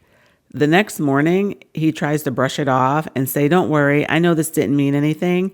But when he said that, he could see in her face, because apparently her face is very transparent and he can tell what she's thinking. He can see that it did mean something, and that elated him. And we get a round 2. Well, technically it's round 3, but round 2 for this time. And when his mask slips this time, she sees possessiveness and triumph. And he says, you're mine. We have arrived.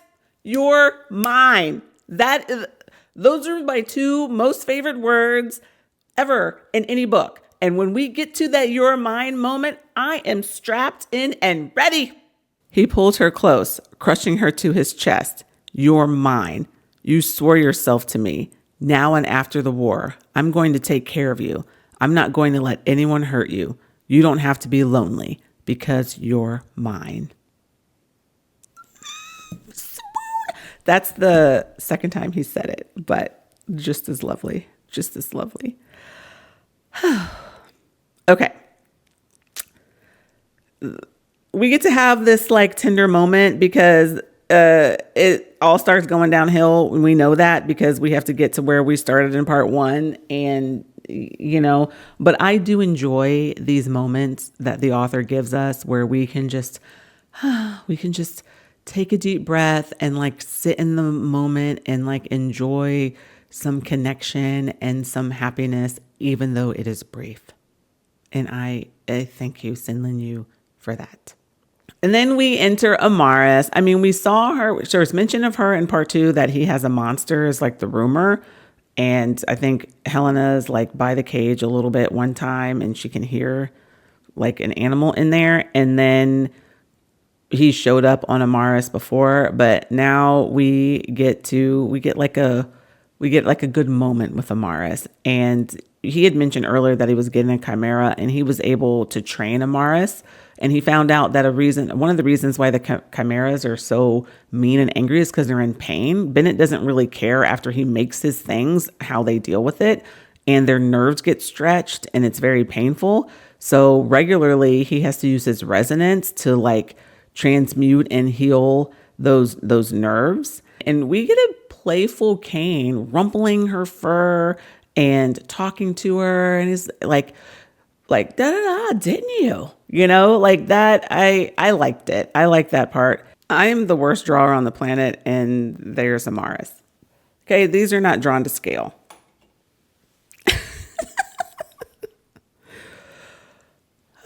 Okay, Wagner the prisoner.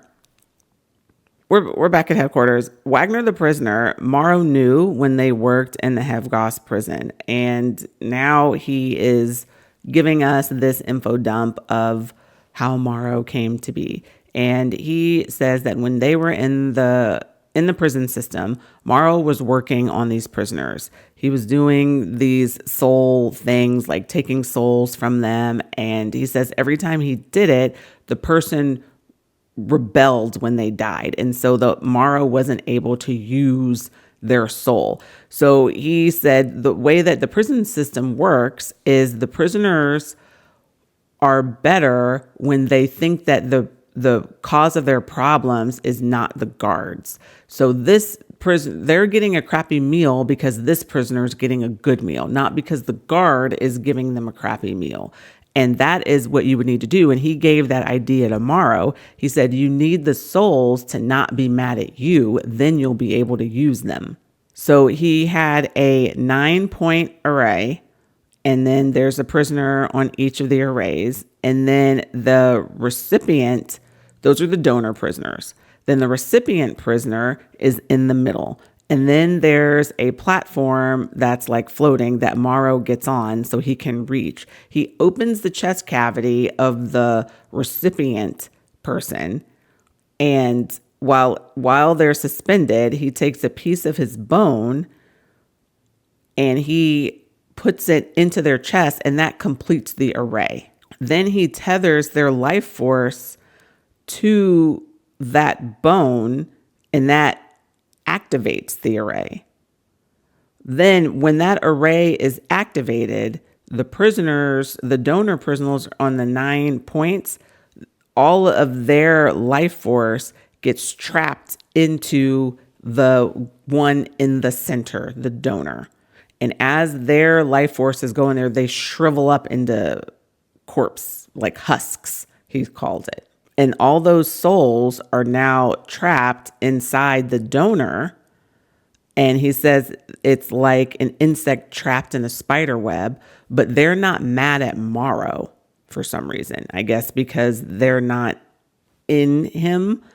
And then he takes his bone back out. He takes a shard of it off, it covers it in lumithium, puts that back into the recipient prisoner, and that's the talisman. And then he takes the bone and puts it back in his body, and now he has access to that power. And the bone that he puts back inside his body is the phylactery. Hopefully that made sense. But basically, the donor prisoners in the 9 points, bone from Morrow into the recipient, then that activates the array. It turns on, sucks all of their energy into that bone, takes the bone back out, takes off a shard, covers it in lumithium, puts it in there for the talisman, takes his bone, puts it back into himself. That's the phylactery. And then they ask him, well, why are the Undying able to use necromancy? And he says that was an accident. Morrow didn't know that was going to be a thing. So we understand, again, these phylacteries and how important they are because they are where Morrow gets his power. And I think this is going to be important for either defeating Morrow or freeing Cain because we are getting way too much information about these for it not to be important. Penny, who was the reconnaissance scout on their mission to free Luke, is recovering minus a leg. And she's talking to Helena about the decision with Soren. And she says, hey, you can repent. You were, it was in a moment of weakness, but we have to stay on the side of good, et cetera, et cetera. Quote, Penny was smiling at Helena, fervently trying to convince her. That's why it's better for all of us to die true to what we believe than to live on by betraying and corrupting ourselves. I know you meant well saving us, but you should have trusted Soul. Helena pulled her hand free. Penny, If I thought we'd all die, I wouldn't be afraid of losing. What they'll do to us if we lose will be far worse than death." She shook her head. "There will be nothing purifying about it."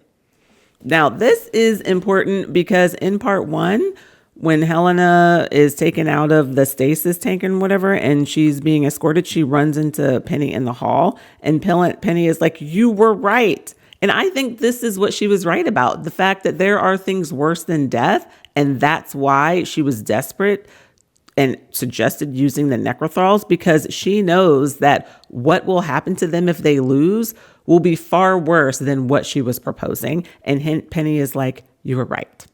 They can't meet at the outpost anymore, so they meet up high. Amaris will come with Cain, and sometimes she won't even land. He'll just hold his hand out and he'll grab Helena, and then they'll meet that way. And they just are enjoying each other's company. And whenever they leave, she always says, "Don't die, be careful." And he says, "You're mine, I'll always come for you." This is a throwback to part 1 when Lancaster was doing what he was doing with Helena, trying to take her. And she was like, "There was something that I needed to say. I was thinking." And she's like, "Ferron always comes for me." This is a callback to that. "You're mine, I'll always come for you." And she heals him sometimes during the meetups. And in this, she starts to work on behind the scenes. I can't remember exactly when in the timeline, but armor for him that will help protect him against being stabbed by Nullium. And we do see that he's wearing this type of armor in part 1, but that's just one of the many things that she works on. Shiseo makes Nullium cuffs, and Helena suggests, she says, "You put it on, it feels like sort of like a static in your hands." And she suggests putting Nullium in ceramic tubes and then being able to put it in the wrist and it being more effective. And they both look at each other like, "Well, that's a terrifying idea." And she's like, "You know what? You're right. Forget about it. Like, let's just forget that I came up with that idea." But in part 1, that's what Shiseo does to her. He puts those in her. Helena, she has like a series of discoveries throughout this whole thing, like the armor. And I'm not 100% sure on the timeline of these because there's just so much to go over in this. But the armor, the pills, the injections that make people's hearts go better, the pills that make you like mellow out. And another thing is, right when a person dies, it's not their soul, but it's like this energy comes out of them, and she's able to put that energy into obsidian. She tries all sorts of different elements. None of them work. The glass shatters, blah, blah, blah. But obsidian is able to hold it.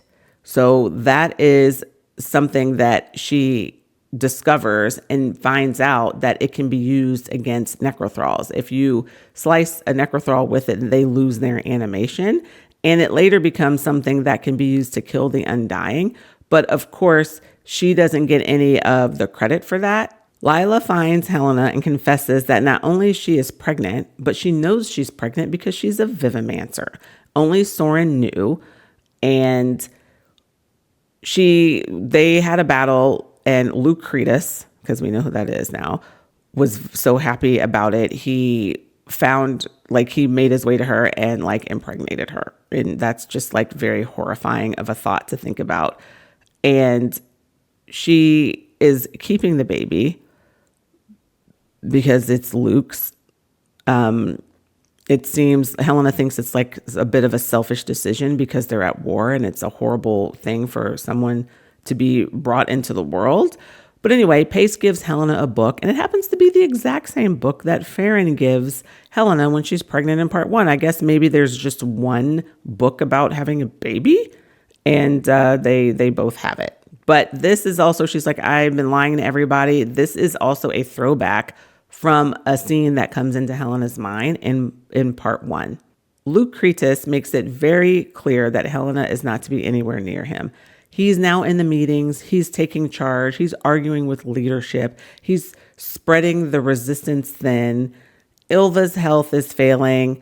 All of these things. Like, how did I not see that this was not Luke? How? I don't know. Like, it's all right here. How did I not see that? There's another attack. And this time the nullium is aerosolized. So it's in the air and everyone's breathing it. And it is affecting with their resonance. And Matthias orders Helena to go out into the war to help and says that she's going to be in charge. And we later find out that Lucretus told Matthias to do it, and Matthias was just way eager to send her out there to the wolves. While she's out there, there's another explosion and an attack, and Helena is found because Cain finds out about it, and he's like, no, Helena, she wouldn't be there. She told me she was safe at headquarters. She wouldn't be there. But because he's paranoid, he sends his necrothralls out there, and then they find her, and then they bring her to Spirofel. A team of doctors has to help her. Her sternum is like split. Her lungs, she can barely breathe. She has to wear like a thing around her to hold her all together. And the team of doctors, he told them they need to save her so that she can later die of interrogation.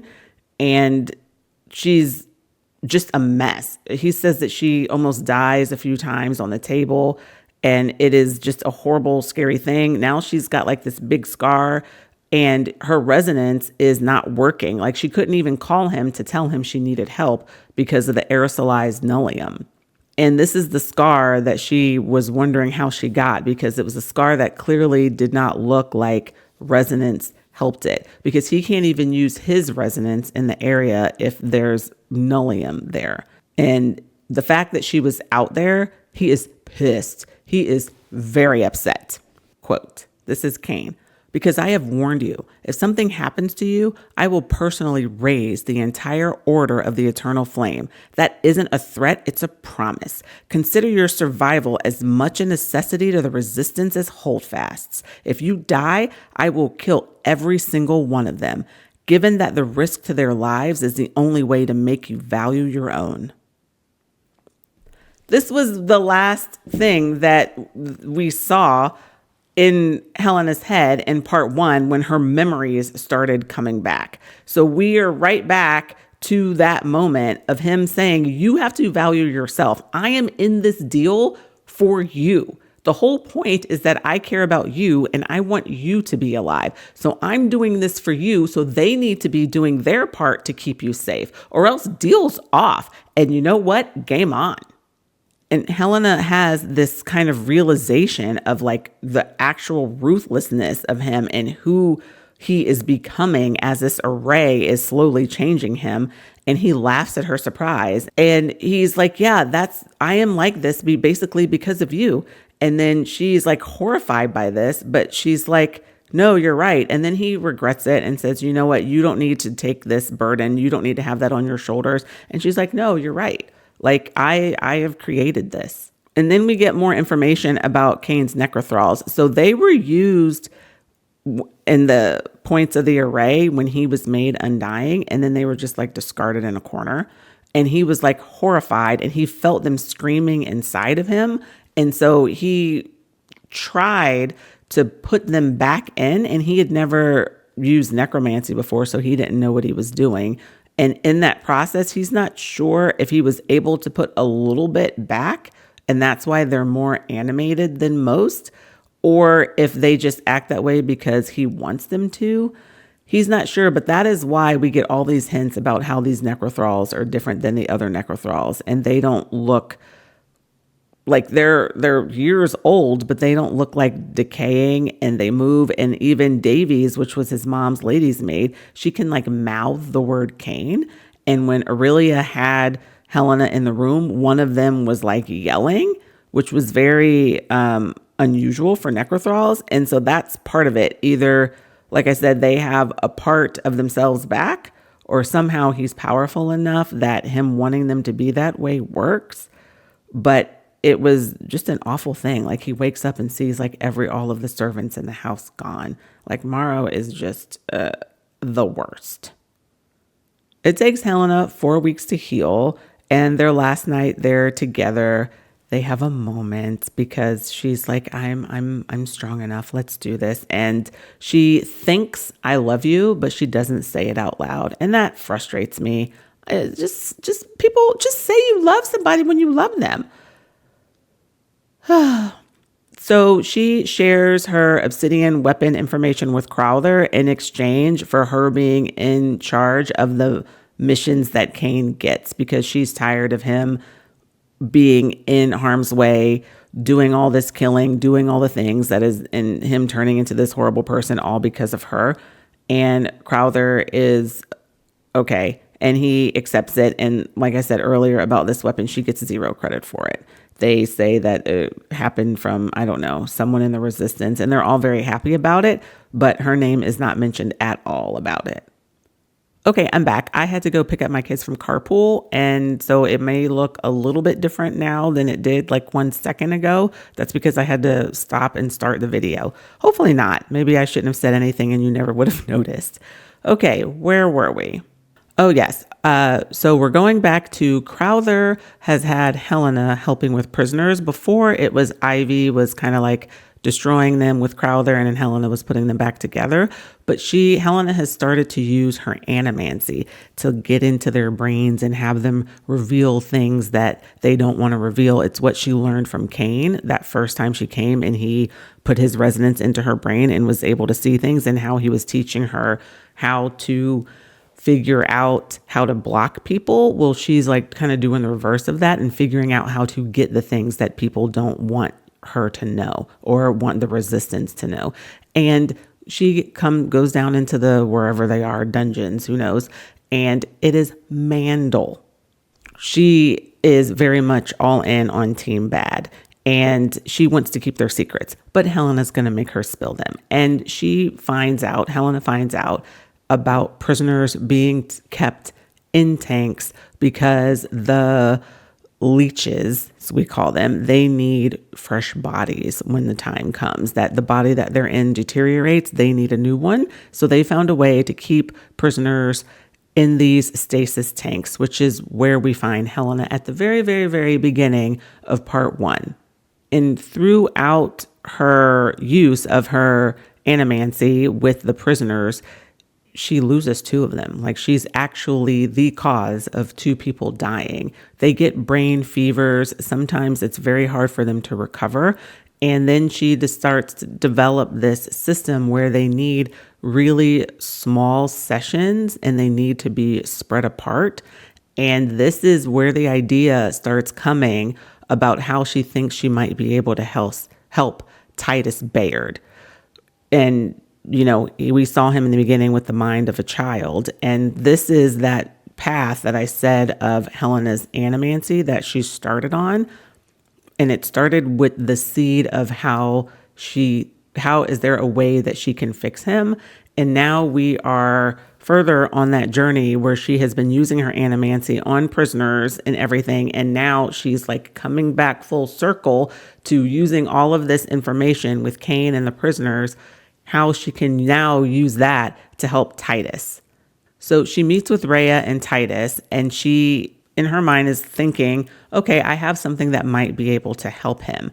And somehow Luke appears, it's Luke Cretus, and I don't know how he knows that she's there, but he gets there and he makes a whole scene saying, no, you cannot do anything with Titus. You can't do it. And I'm not really sure why that is. I know that he is very much afraid of Helena and her animancy because she can find out who he is, but I'm not quite sure what that has to do with Titus. Is maybe if she cures him, then the resistance is going to have the asset that Titus used to be, and that goes against the cause of Team Bad, and so he's just trying to prevent that, or if there's more of a deeper, conniving reason for it. I'm not sure. So I just kind of lean on that one, and it's enough to make sense. So Helena is very upset about this. She's like, there's a way that I can help him. Why is he being like this to me over Soren when it was something that Soren wanted in the first place? And they used to be friends. So she is able to climb through a window or over the roof or whatever and find him. And he is smoking opium. And this is a scene that she remembers from part 1. And it is Luke Cretus.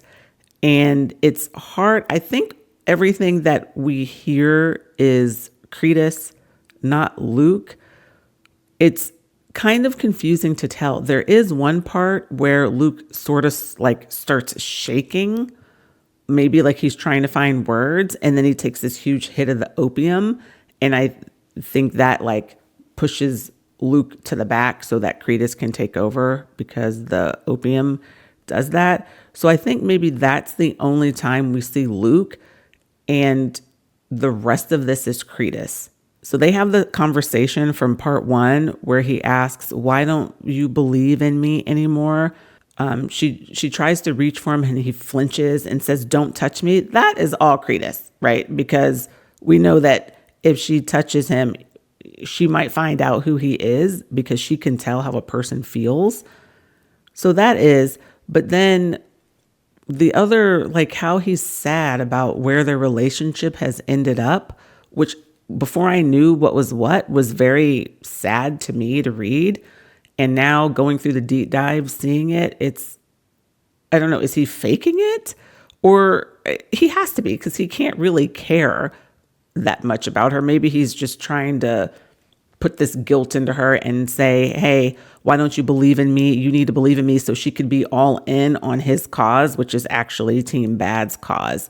Then she asks, do you remember what I promised you? And he's quiet and he doesn't say anything because he can't say anything because he doesn't remember what she promised because he's Cretus, not Luke. Luke with the opium is like way, way in the back.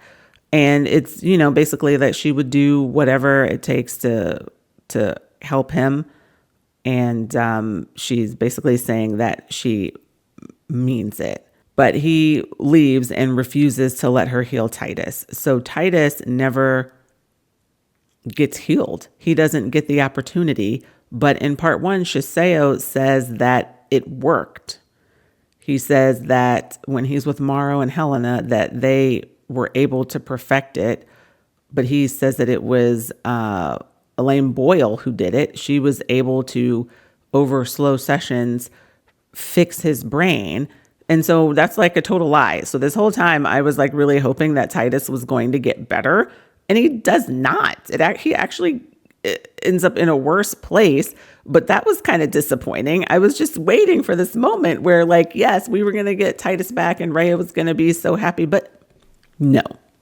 Before I knew Luke Cretus was Luke Cretus and I thought he was just Luke, this scene made me so mad. Luke was like my number one public enemy. I was like not on board. I didn't understand what she saw in him, and he wasn't worth any of it. I was so mad. And now I just feel like I have all this egg on my face because I did not see this. Like, I don't know. Maybe I should have seen it. Oh, Ilva's gone. She died. I missed that somewhere. Sorry. Yeah, she's gone. She didn't really have much to do with much of this after that anyway. But so, yeah, that happened. So Morrow gets his alliance with Hevgoss. They want alchemical proprietaries and they are going to support the war. And Kane is a diplomatic liaison. So there's an ambassador for Hevgoss that he like entertains. And I thought that at the time I was like, this is an interesting piece of information. Like I get the partnership with Hevgoss, but this whole arc about Kane and the diplomat, but it does come back later and there is a reason for it, but we'll discuss that when that time comes. And the push for this is likely because of the obsidian weapon. So Helena has made this weapon and now there's a way to kill the Undying, and now Morrow is stepping up the war a notch, I guess you could say, because now he's getting more people to come in. And so now the resistance feel like, well, we have like this window of time where we should try to make some moves, because when they get their allies, it's going to be near impossible. But the person who's leading all of this is Luke Cretus. So yes, there's this window, but they're doing all the wrong things. He's spreading them all these places very thin so that they can easily be taken over and lose. And in the desperation of all of this stuff, Helena decides that she's going to make a bomb. and she uses Shiseo. And they come up with a bomb, knowing the things that they know when she used to help Luke with his pyromancy arrays and the metals that they have and everything. And they put nullium in it, and they come up with a bomb because Helena is just doing everything. She's just doing all the things. What more do we need from her? Well, now she's making bombs.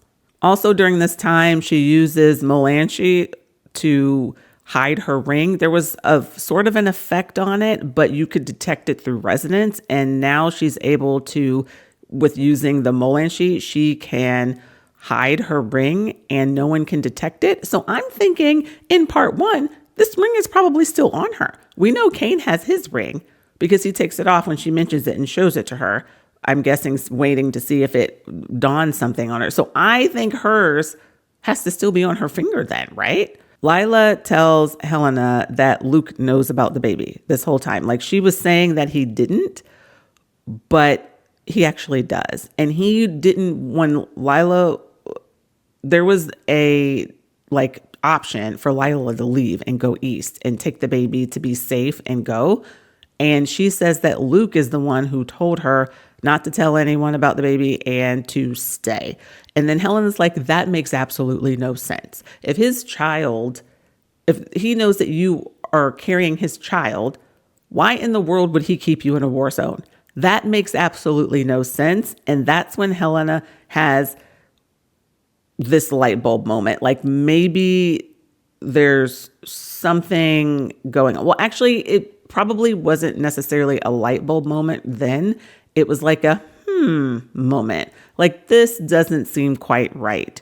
And then she sees Elaine Boyle coming out of Luke's room with just a tray of stuff, like so much stuff that she can't believe that she's using all of that. And Helena tells her, what are you doing? You can't use all that on one person. You could put him into heart failure.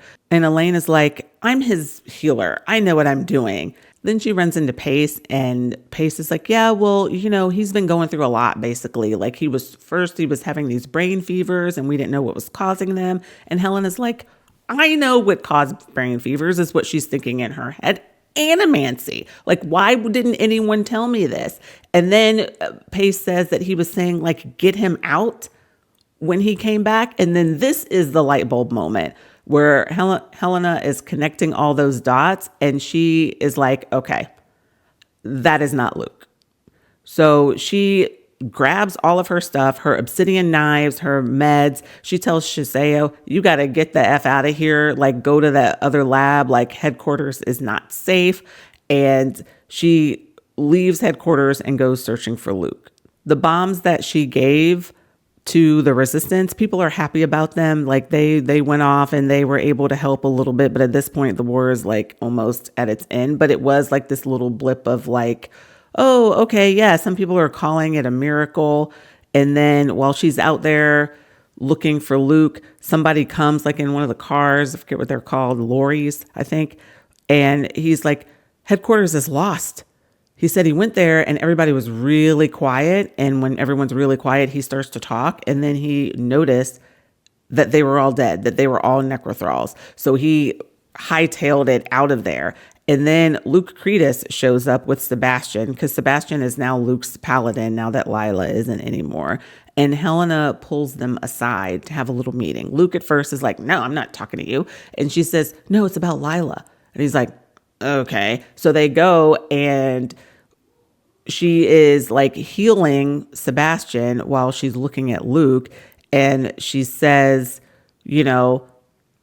why would you not let me touch Titus, but yet I am caring for Lila? And then why would you not let Lila go and be safe somewhere when we're in the middle of the war? And she basically calls out the fact that he is not Luke. And then he, the facade that he has been having goes away. And she says his body, though, is not in good shape, at all. Whatever is happening is not good. But in his eyes, she can see that in the way that his mannerisms of his face changes to someone that is not Luke. And then this is the big reveal that Cretus and Luke are sharing a body. Well, it's Luke's body and Cretus is also inside there, and Luke is kind of shoved to the back. And then we get his evil villain monologue. And he tells us that Cretus and Orion were born entwined. So they came out at the same time. And I'm like, that's a visual. Ouch. And then they sucked basically the life out of their mom, so she didn't make it.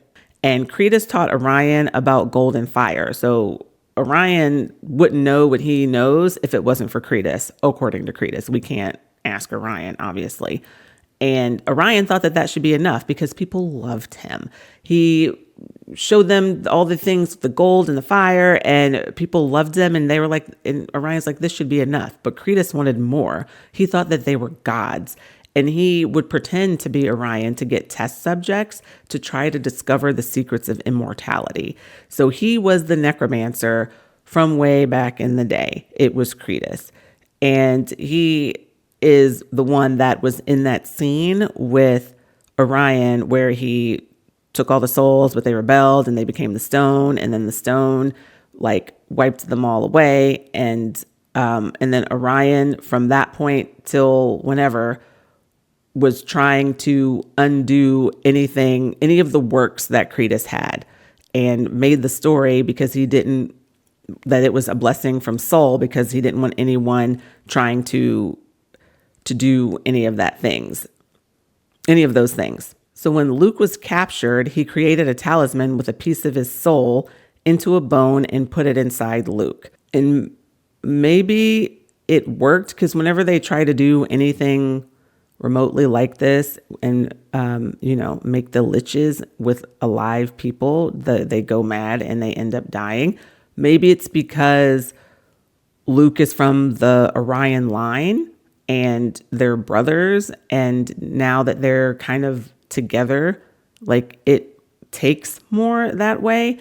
And that little bit of extra on top of Elaine keeping him sedated. He says that he had to keep Luke completely sedated so that Cretus could take over.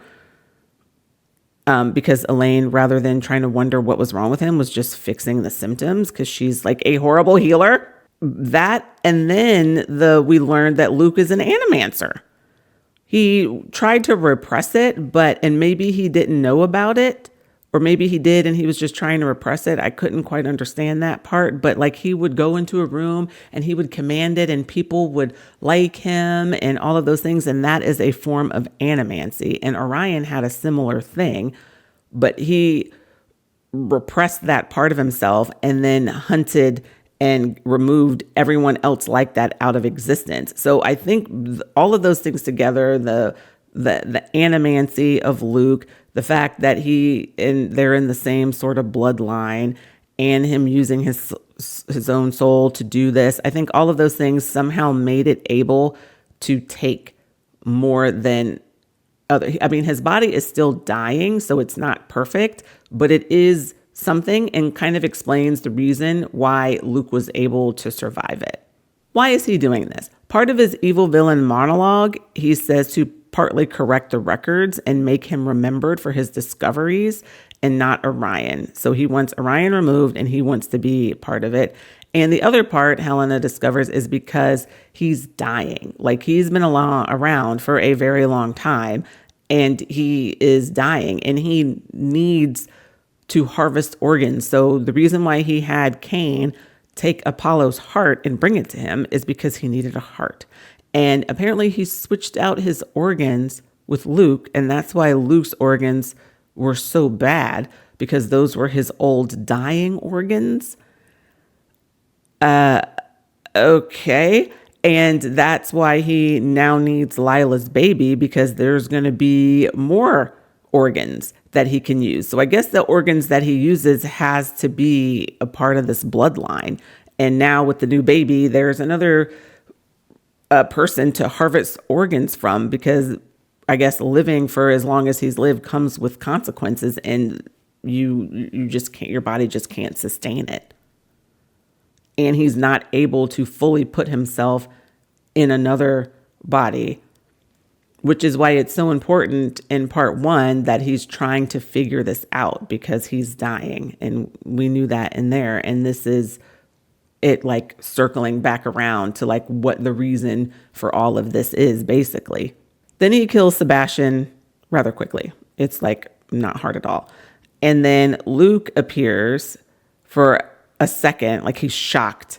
And he's like, I'm sorry, when he sees that Luke Cretus killed Sebastian. And then Helena has an obsidian blade and he sees it briefly. And that was just enough window for her to push her resonance into his head and paralyze him. And she finally can see what is happening inside of Luke. And it is a hot mess. She says it's like a parasite has been there. Like everything is gone and it's just like a mess of just empty, bloodly mess. So she makes a deal with him. She says that if she can talk to Luke, she will tell him how she made the obsidian because he's curious about it. So he pushes himself back and lets Luke come up. And Luke is like, I'm so sorry, Hel. I'm so sorry. And he says, like, you got to run. You got to run. He's going to try to kill you. And he's like, Lila doesn't know. Don't tell her. And Kratos killed Ilva. And it's just a really sad scene. And I'm kind of conflicted about the don't tell Lila thing, because I guess ignorance is bliss. And maybe he wants her to have that moment between them to not be a bad moment. But then at the same time, that moment was a really bad moment and maybe she deserves to know. I'm on the fence about that. What do you guys think? Like, does Lila deserve to know or not? During this process, she takes a little bit of the paralysis away because she wants him to be able to breathe. And I guess while she's having this interaction with him, she takes some of it enough that he's able to pull a blade and almost stabs her with it. And she does a move from Cain that she learned from Cain, and she parries it. And then she stabs him, I think like in the armpit, in the joint of the armor with her obsidian. And that gets rid of the Cretus part of Luke Cretus. The animation is gone. So he is gone and he's like really upset as he leaves.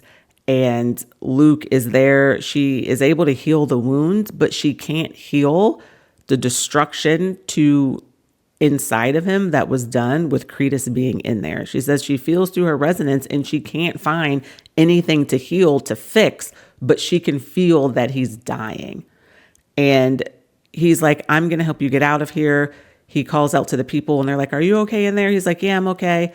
He's like, you have to reanimate Sebastian. And then she reanimates him, and Sebastian, Luke, and Helena walk out, and Luke tells them, hey, you guys stay here, defend this. You know, we got to go. So they walk away from the camp or wherever they are. And I'm like a little emotional about this. And they have like one final conversation. Never did see Etris, he said, his voice faint. Sorry. Promised I'd take you back. It's all right, she said. Will you take care of Lila and the baby? She nodded. Don't tell Lila. I won't. His hand trembled in hers. Promise? She swallowed hard. I promise. He said nothing else. When she looked up, his eyes were unseeing, the dawn reflected in the empty blue.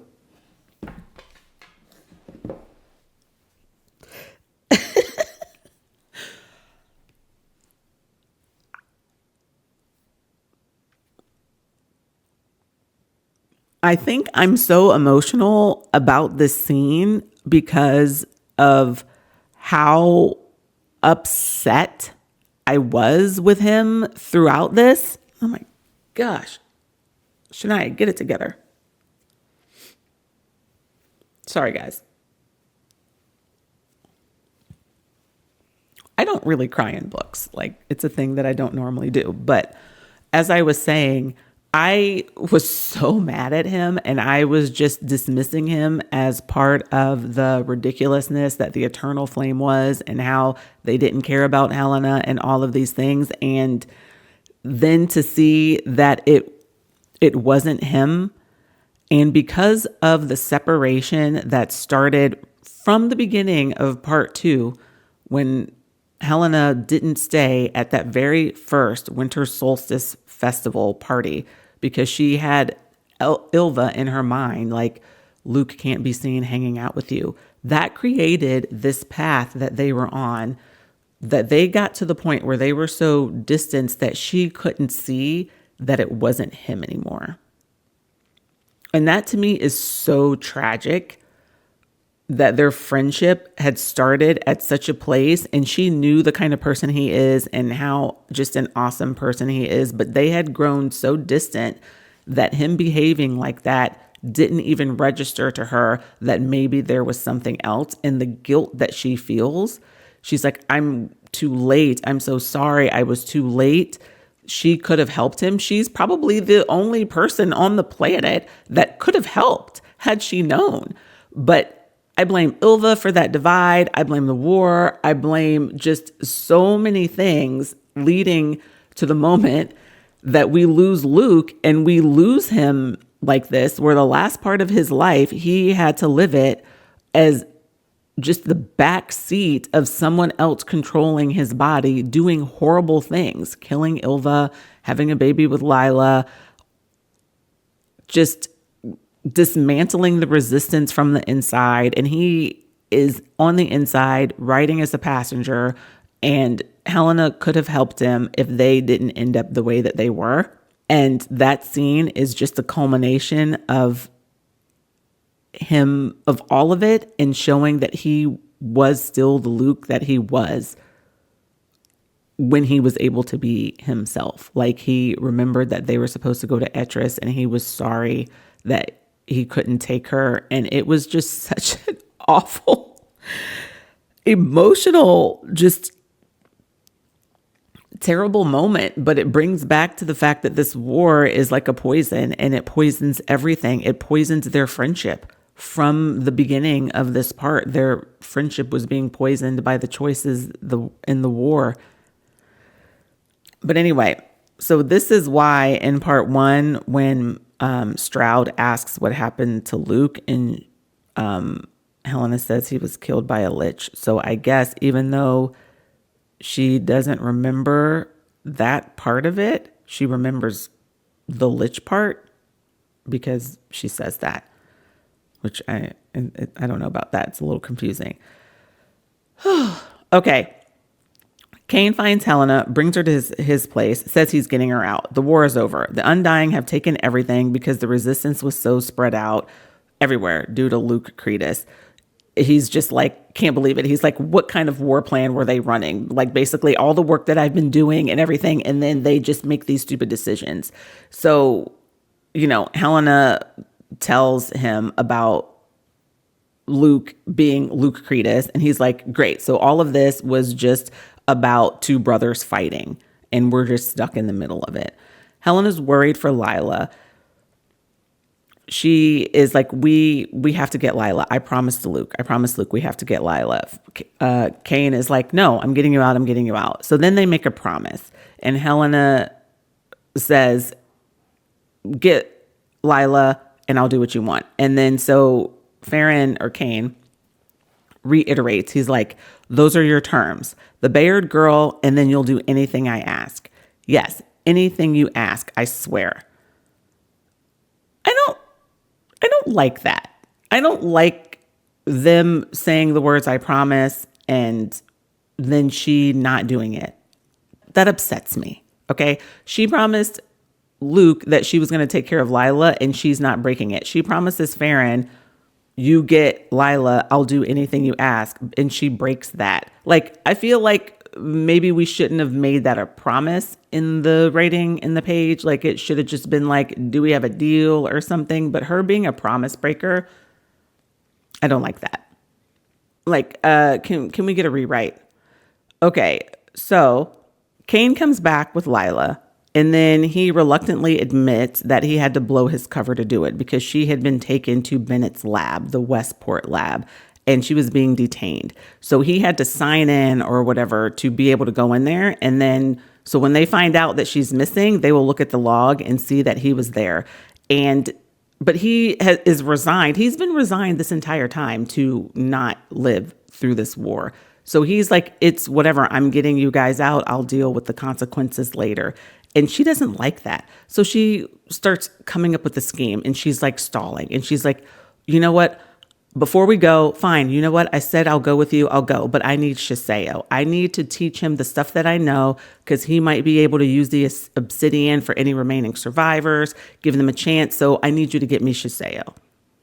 And Kane's like, okay, fine. So then he comes back with Shiseo and the supplies. And Helena's like, well, Amaris can't carry us all. So you should just take Lila to the place that we're going while I go over these instructions with Shiseo, because he's not going to know how to do it, and that'll give me the time. And then Kane's like, okay, fine. And then so he does that, and then when he's gone, Helena's like, I don't need you. You need to go somewhere far, get safe, whatever. I'm building some bombs. I got to blow up this lab, because if not, they're going to know that what Kane did, and he's going to pay for it. So Shiseo and Helena build a bunch of bombs. They use flour. Shiseo's really good with metals and whatever, and they come up with these. And so this is earlier when I was like, what was the point of this Hevgos ambassador that Kane knows? This is, I think, the only reason that was a thing, because he had been staying where they are. And so she was able to get a bag of his to put all the bombs in. So it's like a Hevgos looking bag, and like clothes and a hat. So it looks like she's a Hevgos person. I think that's the only reason for that thread, is for her to be able to have Hevgos bag and uniform as she goes to the Westport lab. Shiseo says that he should be the one to take the bombs. And he also offers up that he's the half brother of the emperor. But Helena says no, she needs necromancy, because she needs to make necrothralls to be able to put the bombs where they need to go. So she has to be the one to do it. She leaves Kane a note, and she leaves him an obsidian knife. So Kane has obsidian. And we know that the person who is killing the Undying in part 1 has obsidian. So those things are connecting. She runs into Ivy on her way, and she has Crowther with her, who at some point disappeared, but he's dead. And so Ivy is the one that gave up Crowther and gave up headquarters, because remember Sophia Purnell, Wagner pushed her during that fight scene, and she drifted off down this waterway or whatever. Well, Morrow has her and has turned her into a necrothrall and is holding her ransom for Ivy to do all the things that she wants. And Helena's like, but she's dead. You're doing all of this for your sister because she's dead? And Ivy's like, no, you don't get it. She's still there. She can say my name or something like that, she says. And so, yeah, so she was the inside person who is the reason why headquarters got taken over. The bombs are planted by the necrothralls. They go boom. Helena's running. She's leaving. And she runs into Lancaster. Again. Effin' Lancaster. And he's with Althorn from the Resistance, but Atreus is inside him now. And she manages to cause quite the destruction fighting her way out of there. Kane has really taught her well, using a mixture of resonance and fighting. She does a pretty good job. And she ends up killing Althorn, but she isn't able to take his talisman before she's subdued and captured. But she wanted to do it because she knew that it would be a good thing for Kane, and Kane wouldn't be able to do it himself, but she's not able to do it. And then she wakes up and there are terrible things happening. The war is over, obviously. The things that Titus is doing to Rhea, peeling her skin off, and it looks as though maybe that had been done to other people from what's hanging around. It is an awful, awful sight. Helena sees Morrow for the first time, and he has a mask over his face, I guess, hiding the fact that he doesn't have eyes. And he takes Luke, but she knows that Luke has died. So this is a reanimated form of Luke. And he makes Luke bow before him and beg for forgiveness, and then just shoves his head into the ground and ends him. And that is interesting because that's the way that he dies, that everybody in the world thinks that he dies, from Morrow hitting his head. But when Stroud asks in part 1, how did he die? She said a lich. So that part was still in her mind somehow, I guess, or maybe that's a plot hole. I don't know. Helena's going to get sent to the coal cages. In that fight, she gets her wrists broken because of how she's able to use her resonance and fighting, and Lancaster's like, break her wrist or whatever. So I think they're like, oh, well, she's kind of useless. They're going to send her to the coal cages. But Mandel intervenes, and because of she has seen Mandel in the dungeon when Helena was doing her thing to Mandel. I guess Mandel's free now. I don't know. I guess maybe Ivy was a part of getting Mandel free, but Mandel is ready for revenge. And she's like, no, we're going to take her somewhere else. Pace is like, she's injured, she falls, and she hits her heads, and that's the end of Pace. Like, my girl, that's all she got. She just trips, falls, and is gone. Helena doesn't want to give up Cain if she's interrogated, so she starts using her animancy in her own head. And now we are like on that path of animancy. She was going to try to use it, circle back on Titus, and it turns out she's going to be using it on herself. She tries to remove, well, not tries, she succeeds in removing all of Ferron, because if she gets interrogated, she doesn't want to give this up. She thinks of Luke, but not from the war, the Luke that she promised to save. And that's why in part 1, she is all about Luke, because she is forcing this loop into her head about how awesome he was prior to the war. She thinks of her routine working over and over again, just wearing these new grooves into her mind so that if anyone tries to read her memories, that's all that they're going to find. Now, I know I said that she broke her promise, and I do want to say that she was trying not to break it. She was saying, no, I promised. And I'm like, you promised you would do what he said, and I'm pretty sure he didn't say go plant bombs. So I don't know about that, but I did want to give her a little bit of the benefit of the doubt and say that she was saying to herself that she had to get back because she promised. And that's where we end, which is right where we begin. She's going into that stasis tank, and Mandel is like, I want you to be awake and think about all the things that I'm going to do to you.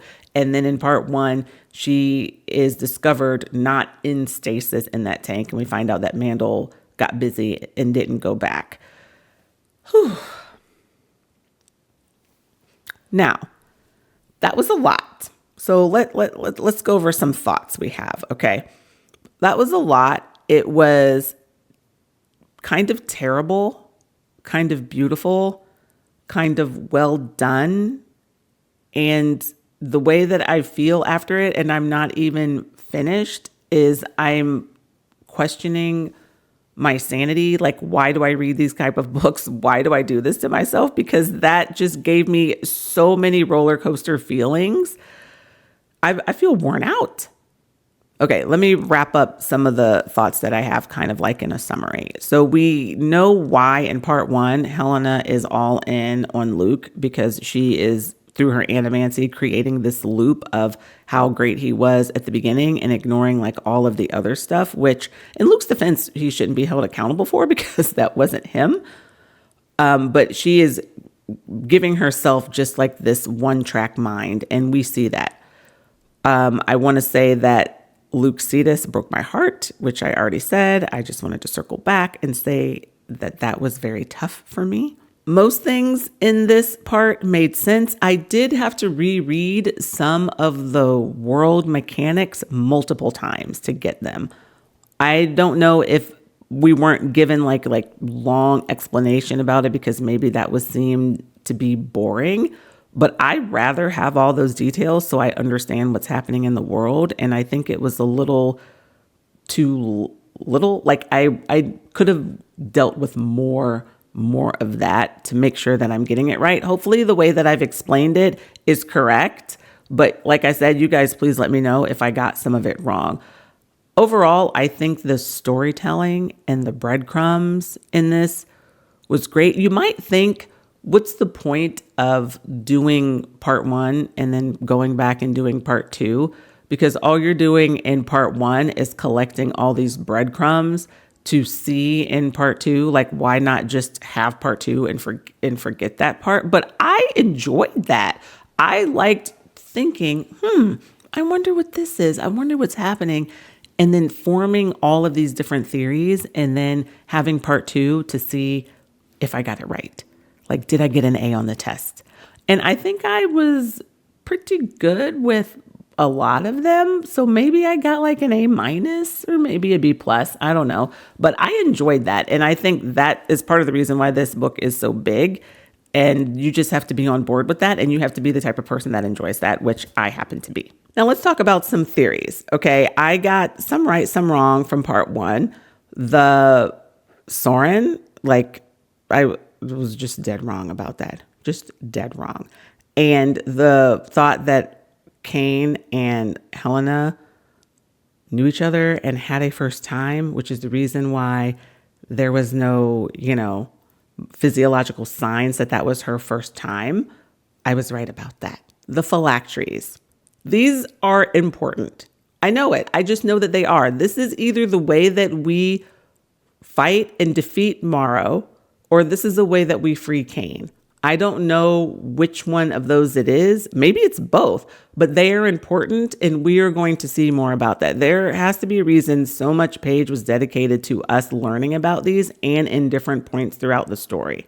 I am doubling down on my theory from part 1 that Cain is the one killing the Undying because she left him the obsidian knife. We see it right there. She leaves him a note and the obsidian knife. Now, I thought Soren was helping. That clearly is not the case, but I'm still holding on to the fact that I think it's Cain.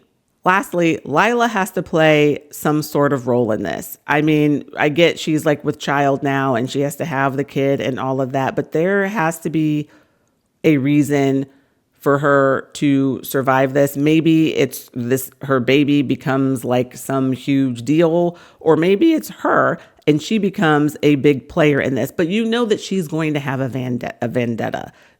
She's going to want something out of what's happening. She's going to want her pound of flesh, as they say.